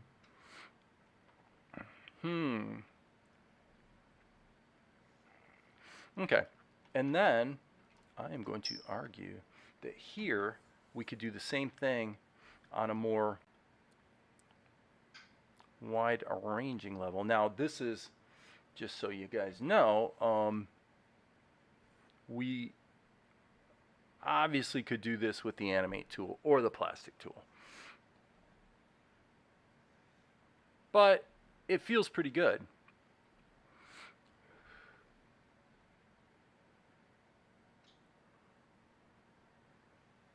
Okay, now in another shot, Vespar says, I mean, I even managed to find this, and he holds up the pendant. So I'm thinking for this shot, we might as well continue this through. So let me just look here. He says, morning. Seriously, are you trying to help her escape?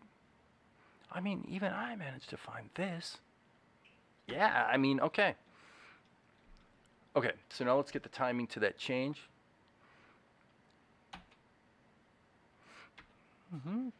Pause. Okay, so right here, I'm going to go D. I'm giving myself really more ink work to do here than I probably should, but it's okay. It's okay.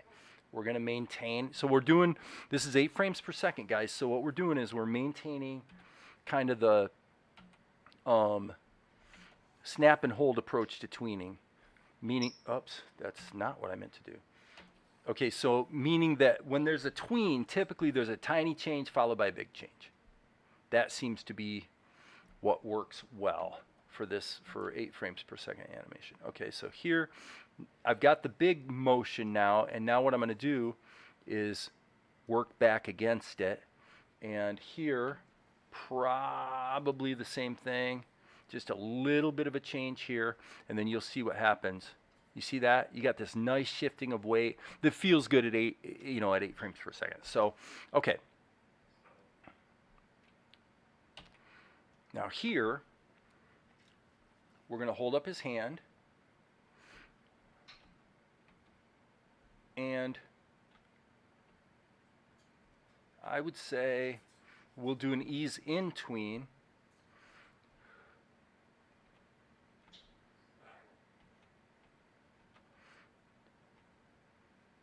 Actually, strike that. I think I'm going to do this as a bombastic tween. I'm going to pop the hand up like that and then snap it into place. And then if I wanted to, I could do an ease into a third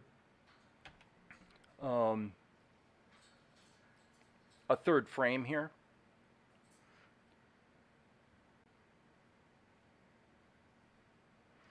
I don't know if that makes sense. I don't know if what I'm saying makes perfect sense to you guys, but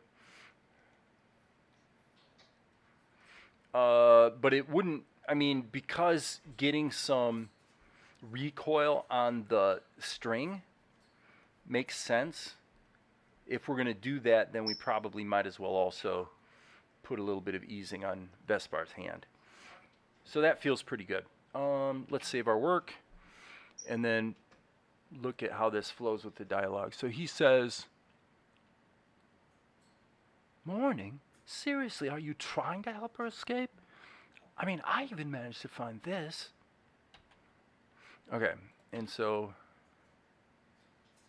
yeah, and so this is actually going to be two different shots. Now, as far as getting leverage on our ink work, what probably makes sense here, this is kind of important. Cutting and pasting stuff that's colored is not as friendly in Tahoma as it is in Krita. So whatever leverage we're going to get, we probably want to try to get at the ink stage. So in other words, get the drawing right on his head, get the ink in there, but then for this movement here, I'm not going to retreat to the plastic tool or anything like that. We are going to ink this one at a time. But what we should do is ink the stuff that's rigid and then just move it around. And allow these gaps like this to exist. That's fine, because then once we've got all the stuff blocked in and we've reused all the stuff we're going to reuse, we can then go ahead and just fill in those gaps, and then we're all set to do the coloring very, very quickly. So with that in mind, I'm going to turn this back on so that I get the drawing of Vespar's face correct, because whatever I do here is going to, what do we want to do here? Help me out, guys. What's the hotkey in Tahoma to make this one panel full screen? I can't remember. I haven't done it in a long time. Can anyone recall? It's not tab. In Krita, it's tab. F11 just goes full screen with the whole application, but what I want to do is expand this one panel. Anybody know? Anybody know? Tilde. No, okay, so then that's my fault. Apparently my hotkeys are different, because I think for me tilde is solo, and then control tilde turns all the frames back on. So I could find out here. It would be worth taking half a second to look that up. I just don't remember. I'm sorry. I want to configure my shortcuts. Okay. What would it be? It would probably be.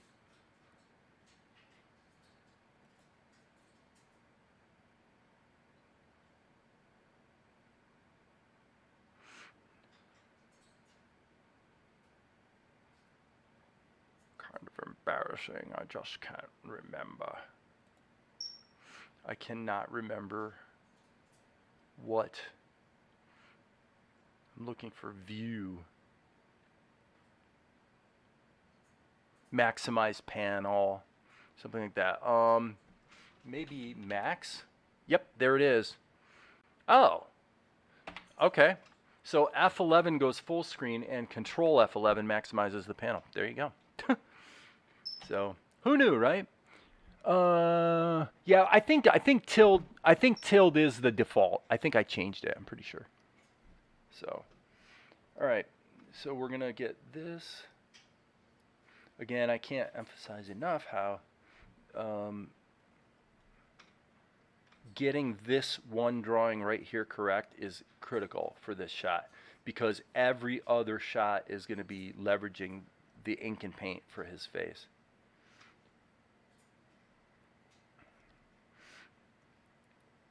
And I don't want to copy it from the old shot. Specifically, I want to do it the Tahoma way, for one thing, and plus I want to use post-production and shadowing to get the colors all correct, not just copy these colors in. Hope that makes sense, people.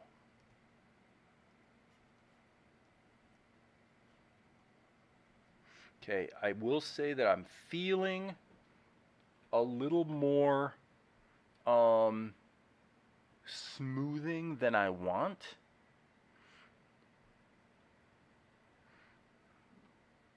Let me turn.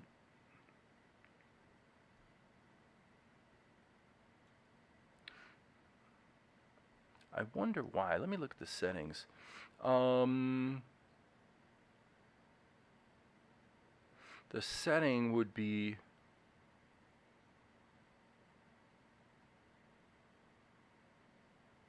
slow position tracking. Okay, I want none. I definitely want none. Let's see if that helps. Yeah, that did help. Okay, cool. So back to Control F11.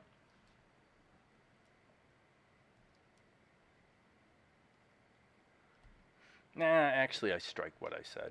It's actually not really any better. Okay, how did I follow that up?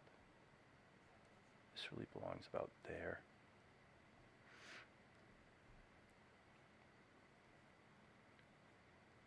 Okay, yeah, so this is quite egregious.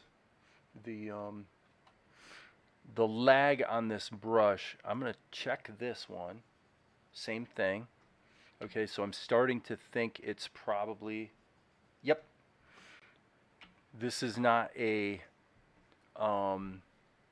brush thing. This is a Tahoma thing. And it is actually, frankly, unacceptable. Every brush I'm using is very laggy. Okay, so I'm willing to restart the program one time, but I'm definitely... Remember, there's two reasons why I'm using Tahoma today. One is Tahoma handles flipping properly. You can actually see right there how that helped a lot, because this selection, it shows you that that was definitely out of balance. Okay, and now it's still a little out of balance.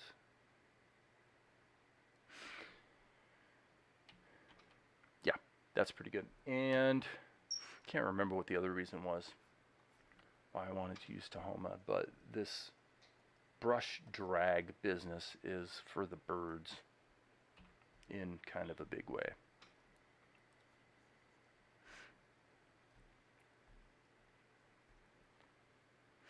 Okay, so he is that far down. Yeah, I guess that's probably okay.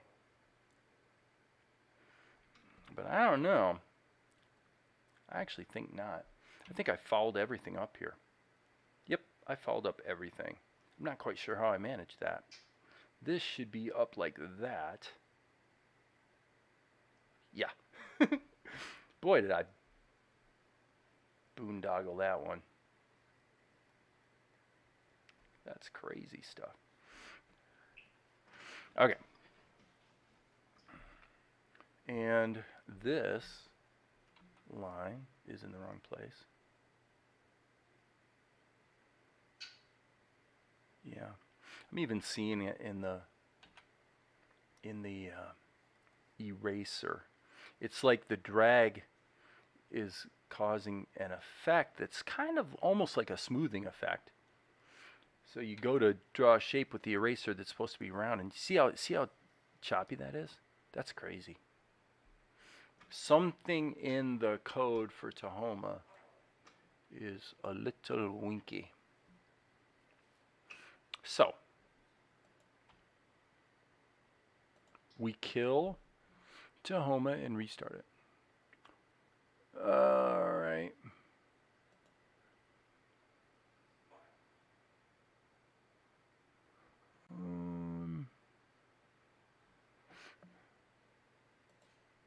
I'm with you, Amar. Okay. Hello? Okay. I must say that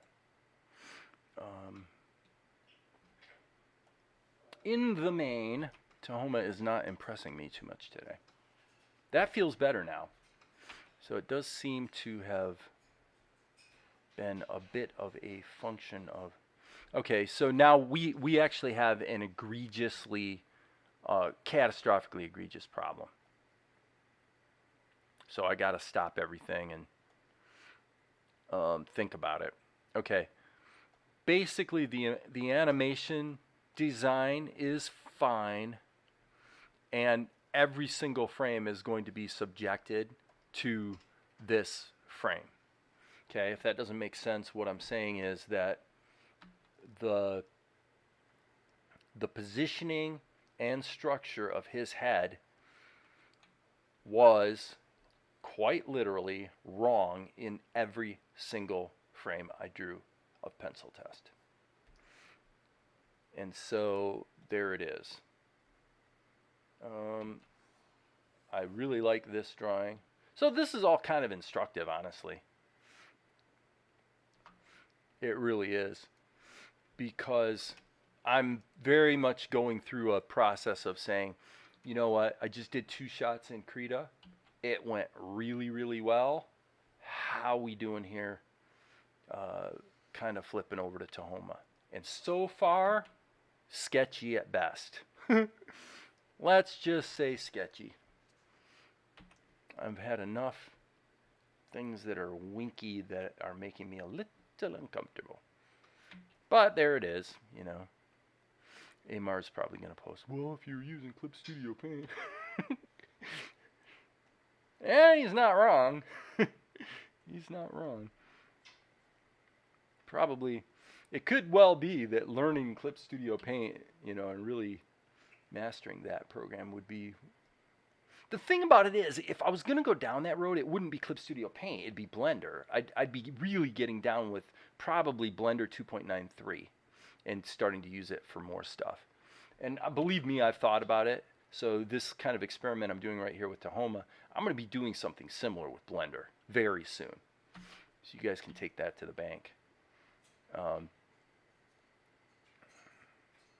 You can take that to the bank, as Robert Blake used to say. A TV tough guy. All right, I'm just going to actually just quit fighting it. And actually, no, let me do it this way. I'm not going to use the guides thing, but I'm going to actually go like this. Because I'm sick of eyeballing it. It's actually, you know, I mean, it's actually kind of hard to measure. Measuring accurately is not that easy. And okay, now that's annoying too. Okay, so there's another. Yes, well, that makes sense, because if you didn't want to have the problem I just introduced, you would not put those lines in the same layer. Okay, so I mean, that's another example. None of this is make it or break it type stuff, but it is notable. It's stuff you want to pay attention to. For example, in Krita, if we had different colors going on, that would all be on the same layer and starting to mix together and stuff.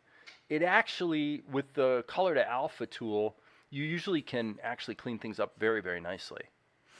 And so, you know, this is all just stuff I'm thinking about as I'm experiencing this. So, pencil test. B key. Okay, so there's another strike against you. I just hit the key and nothing happened. I noticed that a long time ago. Zuko says, "Okay."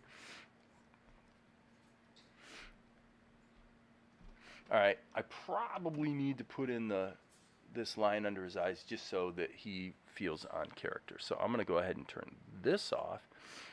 Okay, so my point again was that once the ink for this shot of Vespar is done, every other frame is going to be manipulating that ink.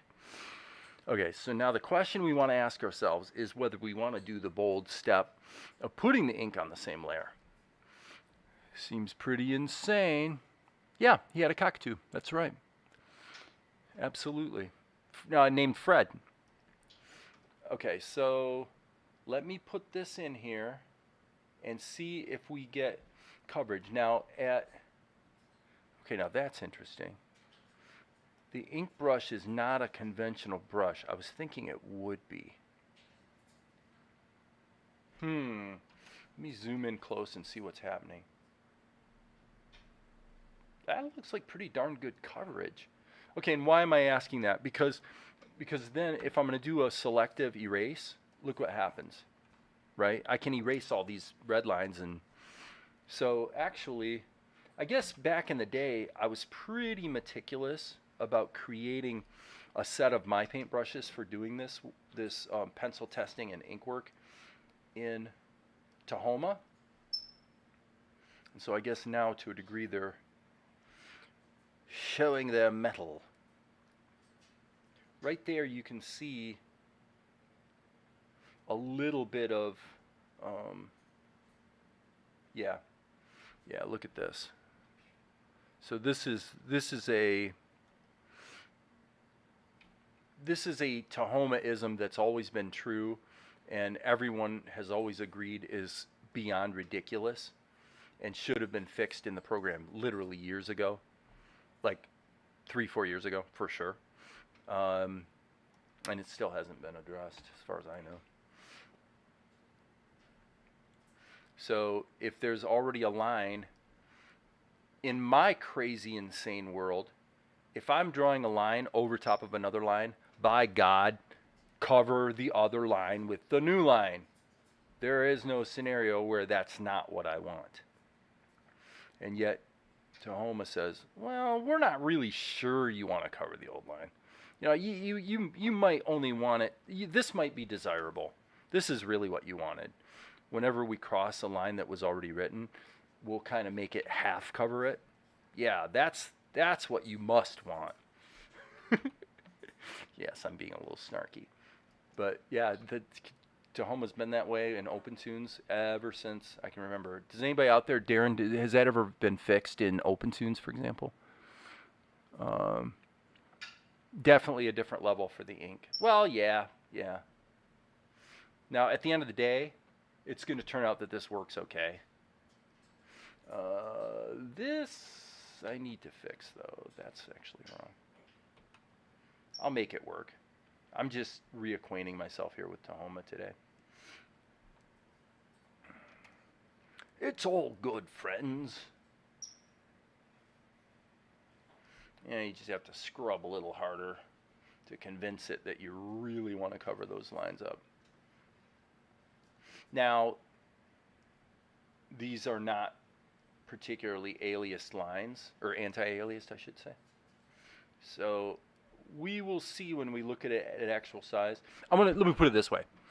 I reserve the right today to decide when it's all said and done that I want to completely, and I'm going to turn my webcam back on so that I can speak to you lovely people. That I want to completely ditch this scene and actually go back and redo it in Krita. I completely reserve the right to do that. That may well be what I do. I will put his mouth in another layer, that's for sure. But for now, this is not about necessarily guaranteeing a good result, although I am going to do my best to achieve that. This is about saying, hey, is it fun working in Tahoma? Because the last 2 sessions working in Krita have definitely been fun and pretty unencumbered. There's been little hiccups here and there, but for the most part, whatever's in my noggin, I seem to be able to get out onto the animated page, if you will. Okay, so then we need to have the indication of his neck here. I guess we probably should have it on that side as well, because he's a fairly slim dude. Okay, so now let's see what happens when we clean this up. Erase. We're doing a selective erase of the red lines. Hello? That's not what I meant to do. Erase. And the blue lines.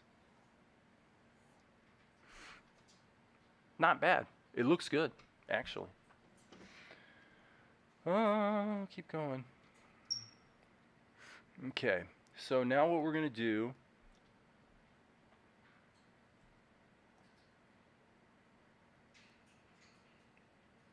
Yeah, we want to grab him from basically from here. So we're not going to try to preserve his neck, and we're not going to try to preserve any sense of wrinkling.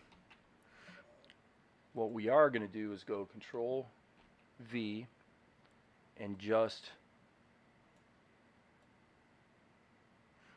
match this up. So, and then I'm going to immediately hit Control C, Control V, because basically, other than his mouth moving, his head is rigid. There's no reason to redraw this over and over. And as you can see, yeah, so he's going from higher up and he's kind of, yeah. Okay, so here, obviously, there's going to be a change in his eyes.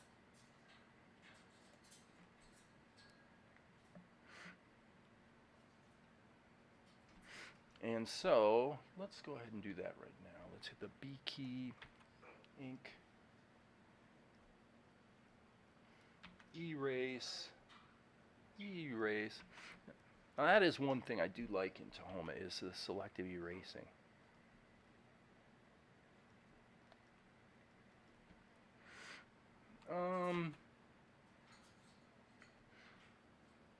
You have to plan ahead a little more to do a similar thing in Krita. Okay, yeah, see this is brushes again acting like it's got smoothing on even though it doesn't. Okay, so now what I'm going to do is come back to this. Grab that.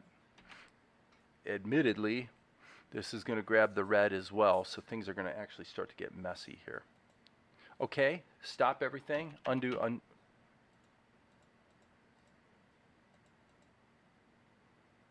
actually, no, I was wrong. Redo. Redo. Okay, so what I was trying to do before I so rudely interrupted myself was grab this, Control C, Inio-san. We're gonna go here and just look really quickly at, yeah. So we actually want to get him back to his normal expression here. All right, and Control C, Control V. So as you guys can see,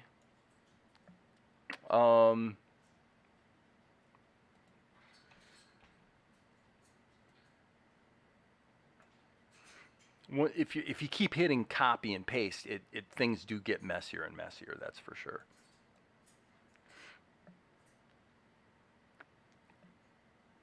So Control C, Control V. Okay, and here we're actually reverting back. So yeah, I didn't actually want to deviate him from his characterization quite as much. So he basically flashes his eyes on the fourth drawing and then goes back to his normal thing. So if we hit the play button, we'll see what we have.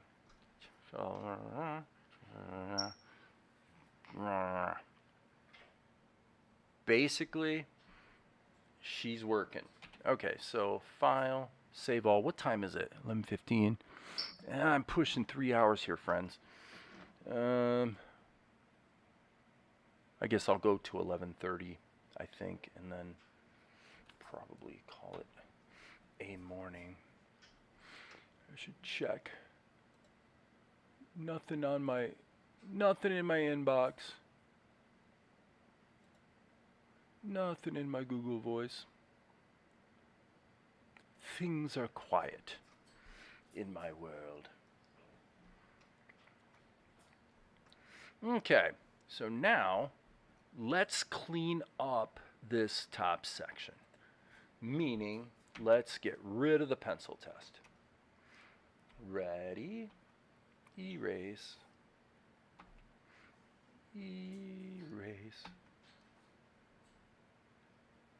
Right there, we're going to want to make some modifications to that. So let's go ahead and erase that as well.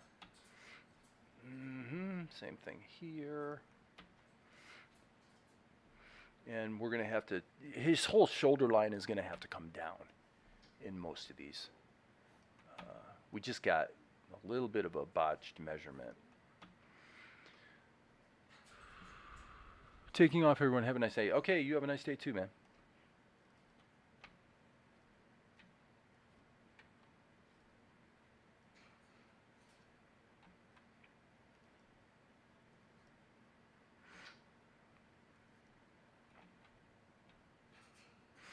Boom, boom, boom, boom, boom, boom. So does anyone have any questions that they would like to post in the comments today?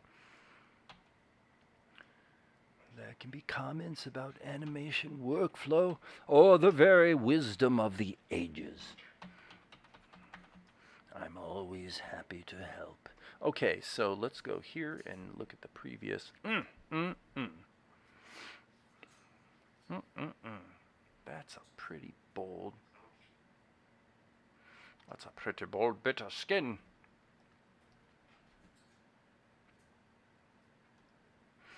I think what we need to do here is actually tighten up the pencil test. We need to tighten up the pencil test.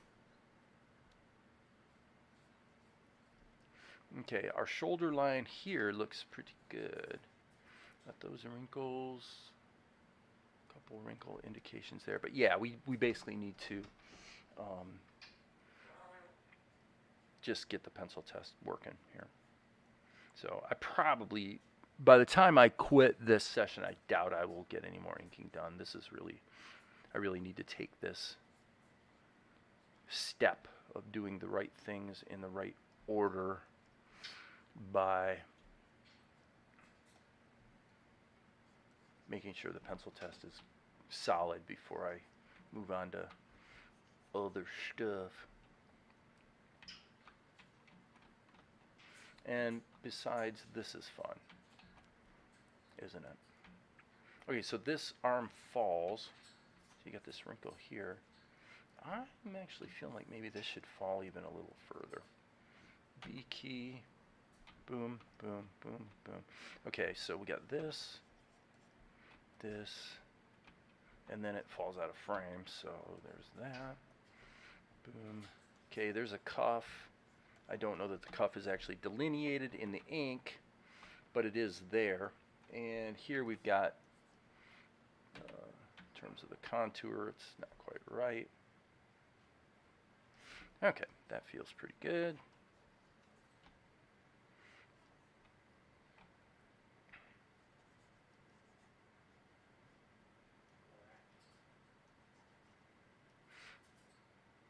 See, I wonder about this though. If I use the tighten up brush, let's take a look here first of all. Let's go in close and see. Okay, so the thickness is about right. How does that cover? Oh, this is actually pretty good. Ooh. I think I'm going to use this instead of the ink brush. I like that. Wow. Nice. Okay. So I don't want to use it for just sketching per se, probably, because otherwise it'll get too scribbly.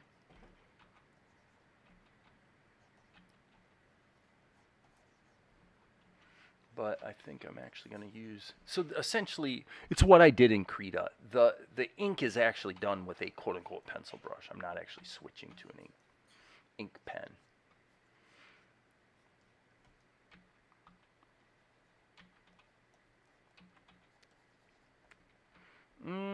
Okay, this we could grab like that. Control C, Control V. Let's just pull this down here like that. That's fine. What's missing here? Okay, B key.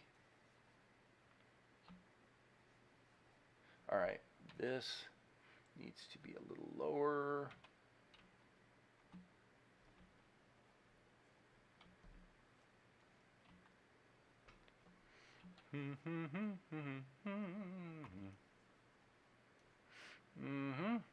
Definitely got a little hiccup in there. Chiziapo Chiponda. I think we're doing okay. Cheeseapple. What a cool name. Of course, I don't know if that's really your name or if that's like a YouTube handle, but definitely nothing but fun. Okay, so obviously we probably need some wrinklage here. So yeah, this is starting to bend into shape. Let's give this a little bit of wrinkle, like he's leaning into this.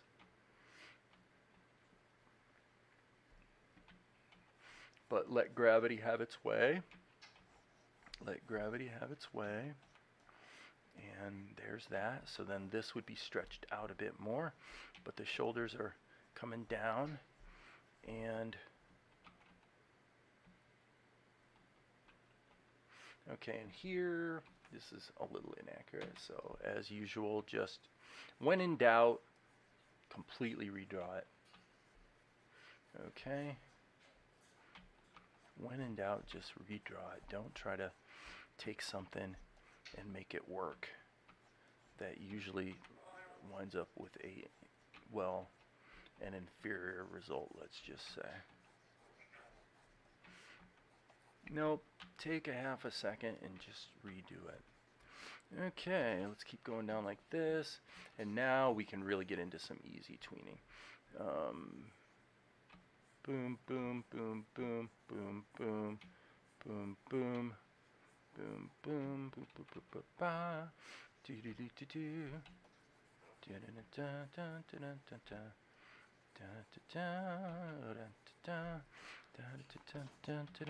da. Okay, down, down, down, down. I'm chiseling out this shoulder because the shoulder is really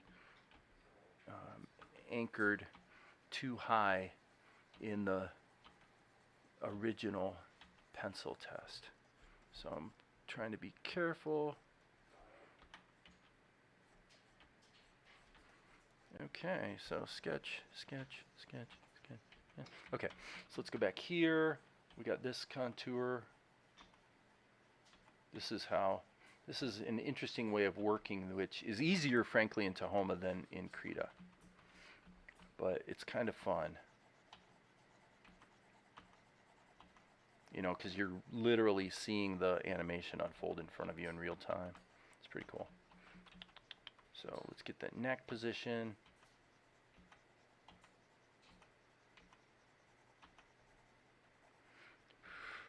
Okay, tends to work pretty well for, okay, so let's go, this is going to be here, and then he's got a finger above there, so we'll do the finger, da-da-da-da, where's his thumb? Right under there, so the thumb would be there, and then, of course, we'll deal with maybe making this string swing about a bit. Okay, so now, a little bit of a wrinkle there, a little bit of a stretch, da-da-da, da-da-da, da-da-da, da-da-da. Okay. Okay, so we can see some of the corrections that are going to have to take place. Okay, yeah, right here, we got to go boom, boom, boom, boom, boom, boom, boom. Okay, back again. And keeping a nice long pencil. So that's measured wrong.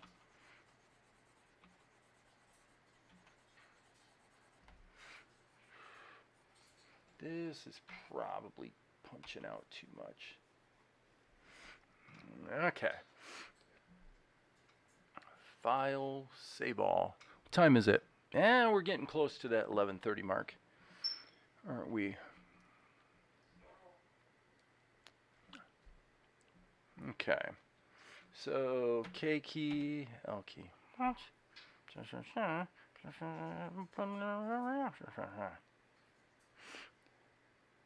Okay, the one thing I'm seeing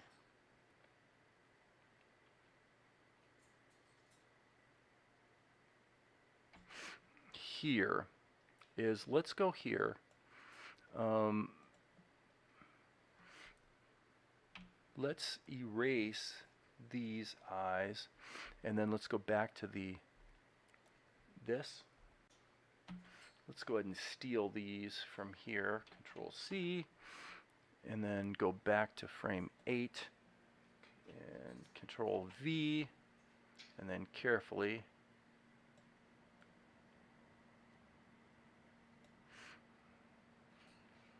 smack those babies into position.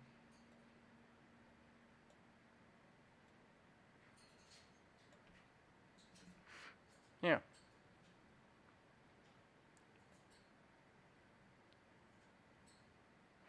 Cool.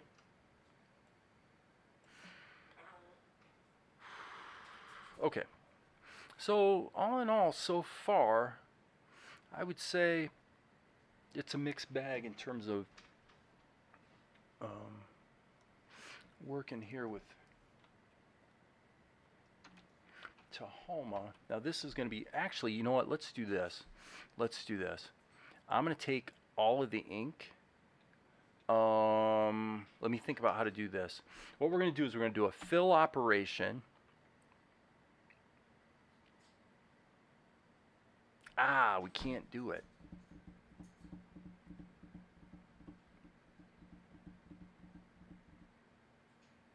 Can't do it.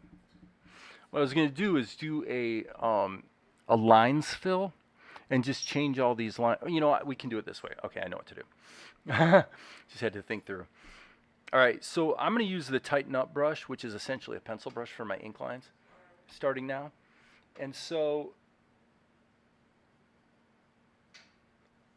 actually strike that. This is probably going to cause more problems than it's going to turn out to be worth. Well, anyway, my point was that once the ink lines are in there, then I can erase all the red lines, and then and then I can actually take these ink lines that were done with this brush and just do a lasso fill, a line fill instead of an area fill, to convert them to this palette entry or brush, whatever you want to say, since the palette entries and the brushes are kind of baked together in Tahoma. Okay. So, but for reliable inking, it does probably look like using the standard inking pen is going to be the better idea.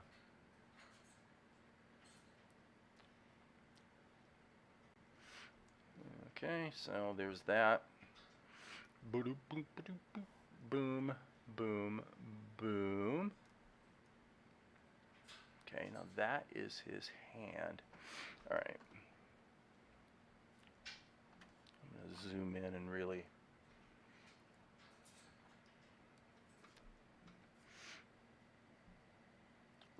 feel it, people. Really feel it.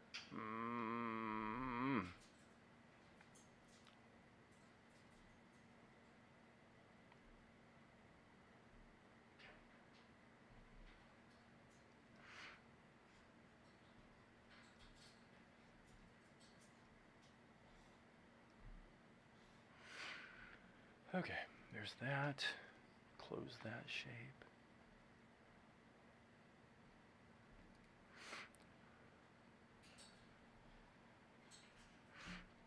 N key. What did I miss? This.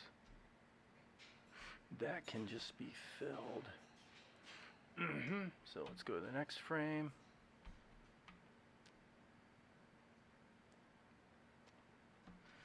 Let's go here and take the Tighten Up brush and do a selective erase. Yeah, okay, I thought those were the Tighten Up brush. B key. Yeah, I can't really criticize this ink brush. It's quite a nice brush. Very simple brush. But it is one of the My Paint brushes too. It's not a native Tahoma brush. I think the reason I'm using, because obviously the standard Tahoma brushes are a lot like this. They're just a simple black line. However, if I recall correctly, when I designed the brush, the idea was that when it was a My Paint brush, it actually covered up the pencil test completely, which it's not perfect, but it's close. Whereas the standard Tahoma brushes didn't at all. Like nothing you could do other than going into pencil mode, which gets rid of all anti-aliasing, gets rid of pressure sensitivity. Hey Zarko, when I did that, it kind of worked. But so I'm pretty sure that's why my ink brush is actually a My Paint brush. I seem to recall there was some testing that went on. Okay, this hand we don't need to delineate with too much detail because it's actually going right off. Everything here in the gray area is not even going to be seen. It's off screen. It's off screen, people. So N key, yeah, it's off screen. So boom, boom. Let's go to frame 3 and start smacking that one out. I'm going to go ahead and smooth out that contour right there a little bit. And do a little selective erase.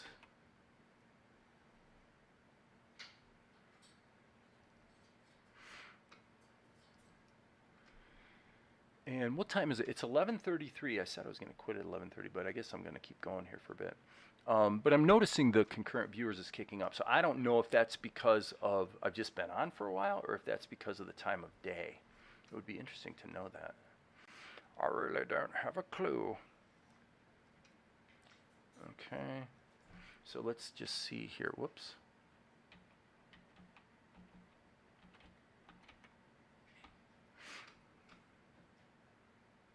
I think that's all I need there. Now this chin business is pretty fouled up.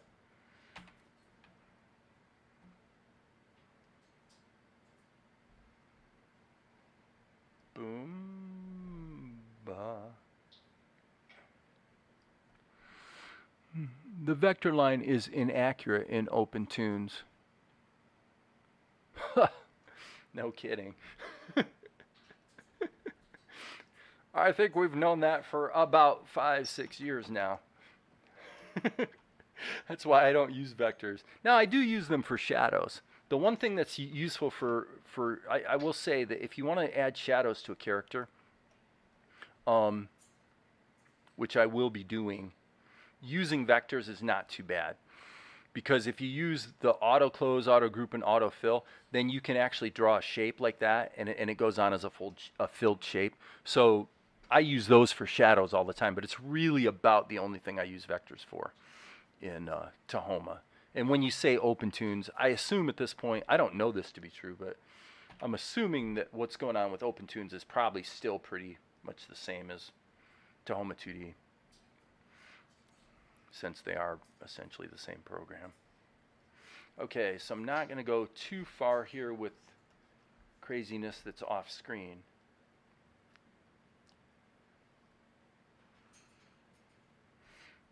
But we are getting close. We're actually getting close to color time. Let's see here. Yeah, the neck's gone. The poor boy has a missing neck, so let's deal with that.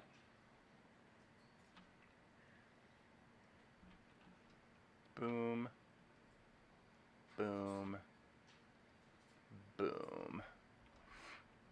E key, clean that up, clean it up, or else you'll die. Okay,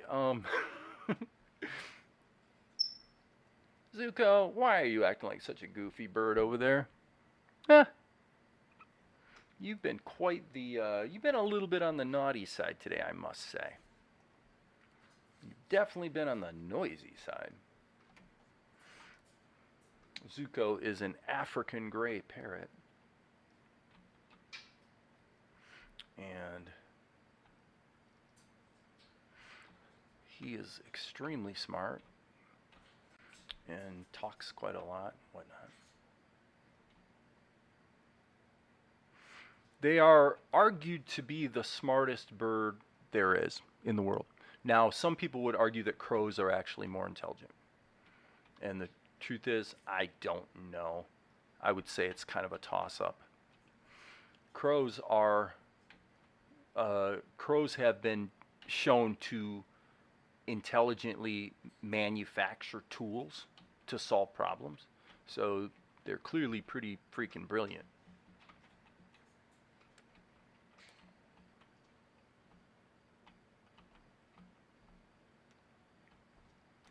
Okay, so here I want to get the extent of this somewhat accurate, because this is the kind of thing that can really get you if you're not careful. So we will simply then connect the dots.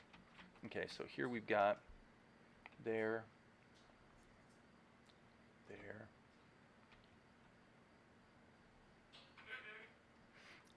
Hey baby, is Valerie up and about, Zuko? Zuko just said, hey baby. So he's imitating me talking to the lovely and gracious Miss Valerie, who unfortunately took a bit of a spill. I shouldn't laugh, it's really not funny. She took a spill in the working in the garden a couple days ago and bonked up her foot, and has been in pretty massive pain because of that.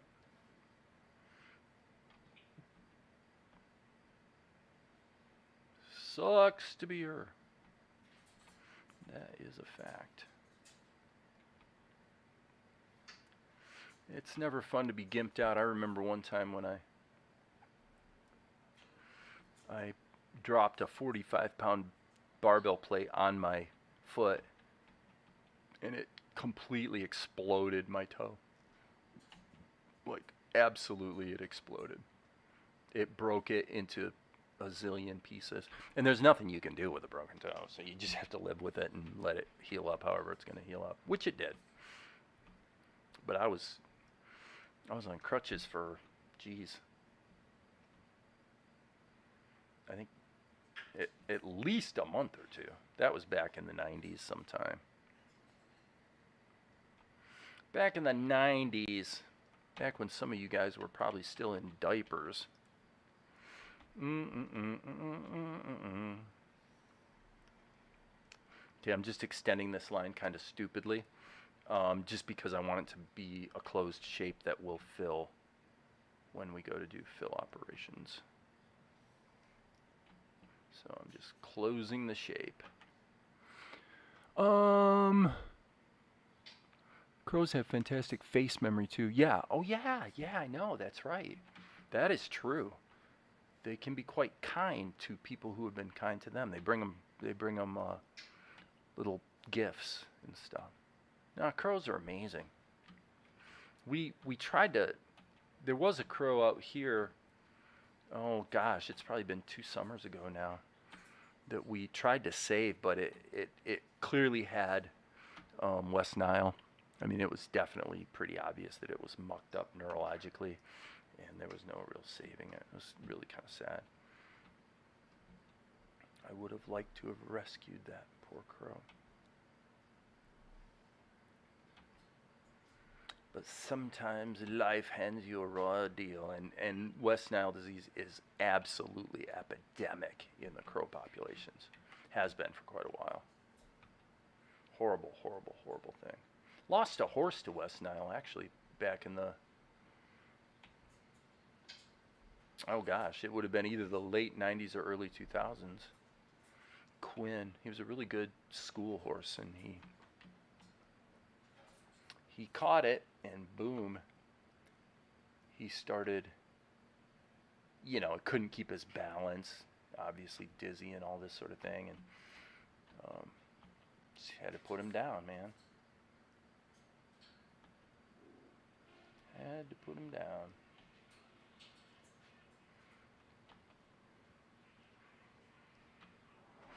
All right.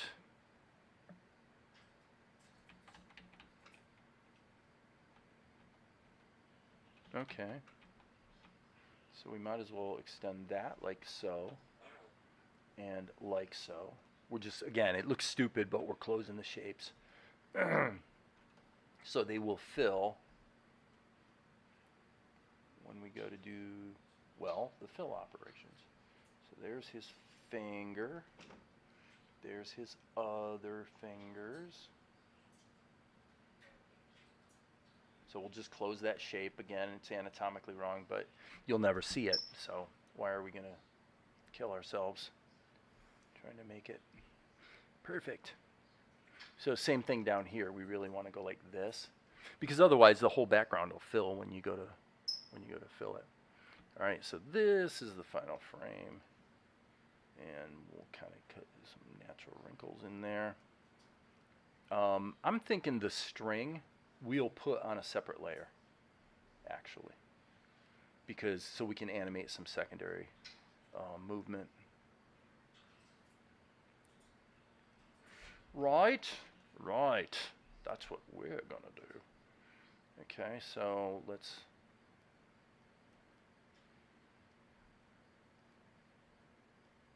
Is that? That looks stupid. I'm trying to think about what when I drew this. What was I thinking?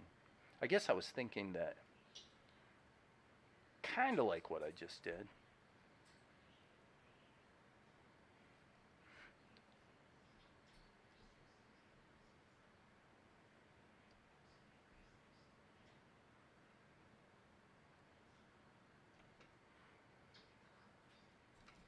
So if he was, yeah, that's actually, I mean, it would be hard to crunch your fingers in that tightly, but that is actually kind of the way your hand would fall if you were holding something that way. So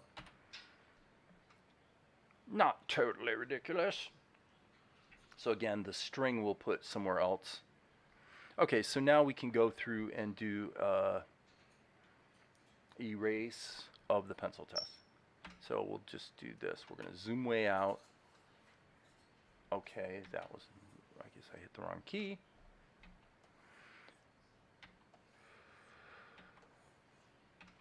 So I'm just doing a selective erase. If you click selective, it only erases the currently selected color in the palette. But you probably knew that. Okay, so now let's turn on this shot again, and let's go through here. I'm hitting the R key to sample this color.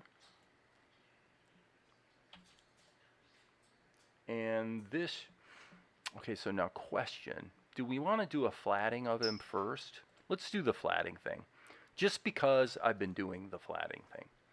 So this is something you cannot do in, well, actually, Krita 5.1 apparently can do it. I haven't tried it yet because my initial experience with Krita 5.1 was pretty negative. Okay, right there. That worked. Okay. But for me, flatting, all it does for me is it allows me to slap the character onto the background and get a sense of how it's going to look, you know, which is kind of nice. So now I can turn the background on, and we can crop it to the camera, and actually we can render it and get a beat on, you know, how our shot's turning out. So it sounds like Val's up. So I think for me, it's been over 3 hours. I'm thinking I'm ready for a break, and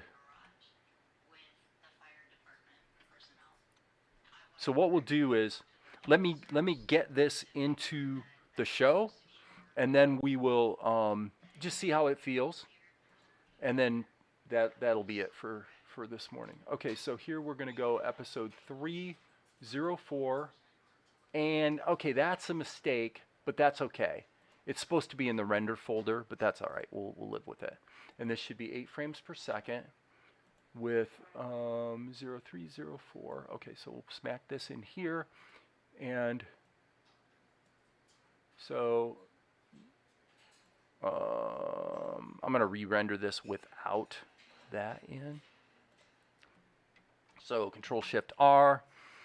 I'm re-rendering on the other screen. Okay, so now we can actually see the last 3 days of work. Here we go. So that's 2 shots ago. This was today. Finished this up. And then we started this shot. I tell you, I'm liking the way things are looking. Now I don't like obviously the interpolation there. That's wrong. That should be like that. So Vespar's a little ticked off, but basically things look good. Things look good. So that's it. I'm done. I quit. I will see you guys again, and you can lighten that color and do an alpha lock coloring job. That is true. That is true. Will you ever create a studio and hire people? Mikhail's asking me that. If we, if I get some traction on Salt and Light, I'm still debating whether to go ahead and go to my distributor with the first 2 full episodes. I don't know yet. But if I do and it gets some traction, and then for some stupid reason, all of a sudden I start getting some attention from somebody who wants to talk about underwriting the ongoing production, then yes, I would consider hiring people. But there's no sign of that on the horizon at the moment. There's nothing to indicate that's going to happen, and I'm not exactly spending any time chasing after it. So there it is. Okay, so yeah. All right, so that's it. I will see you guys later. And yes, Darren, there will be more later.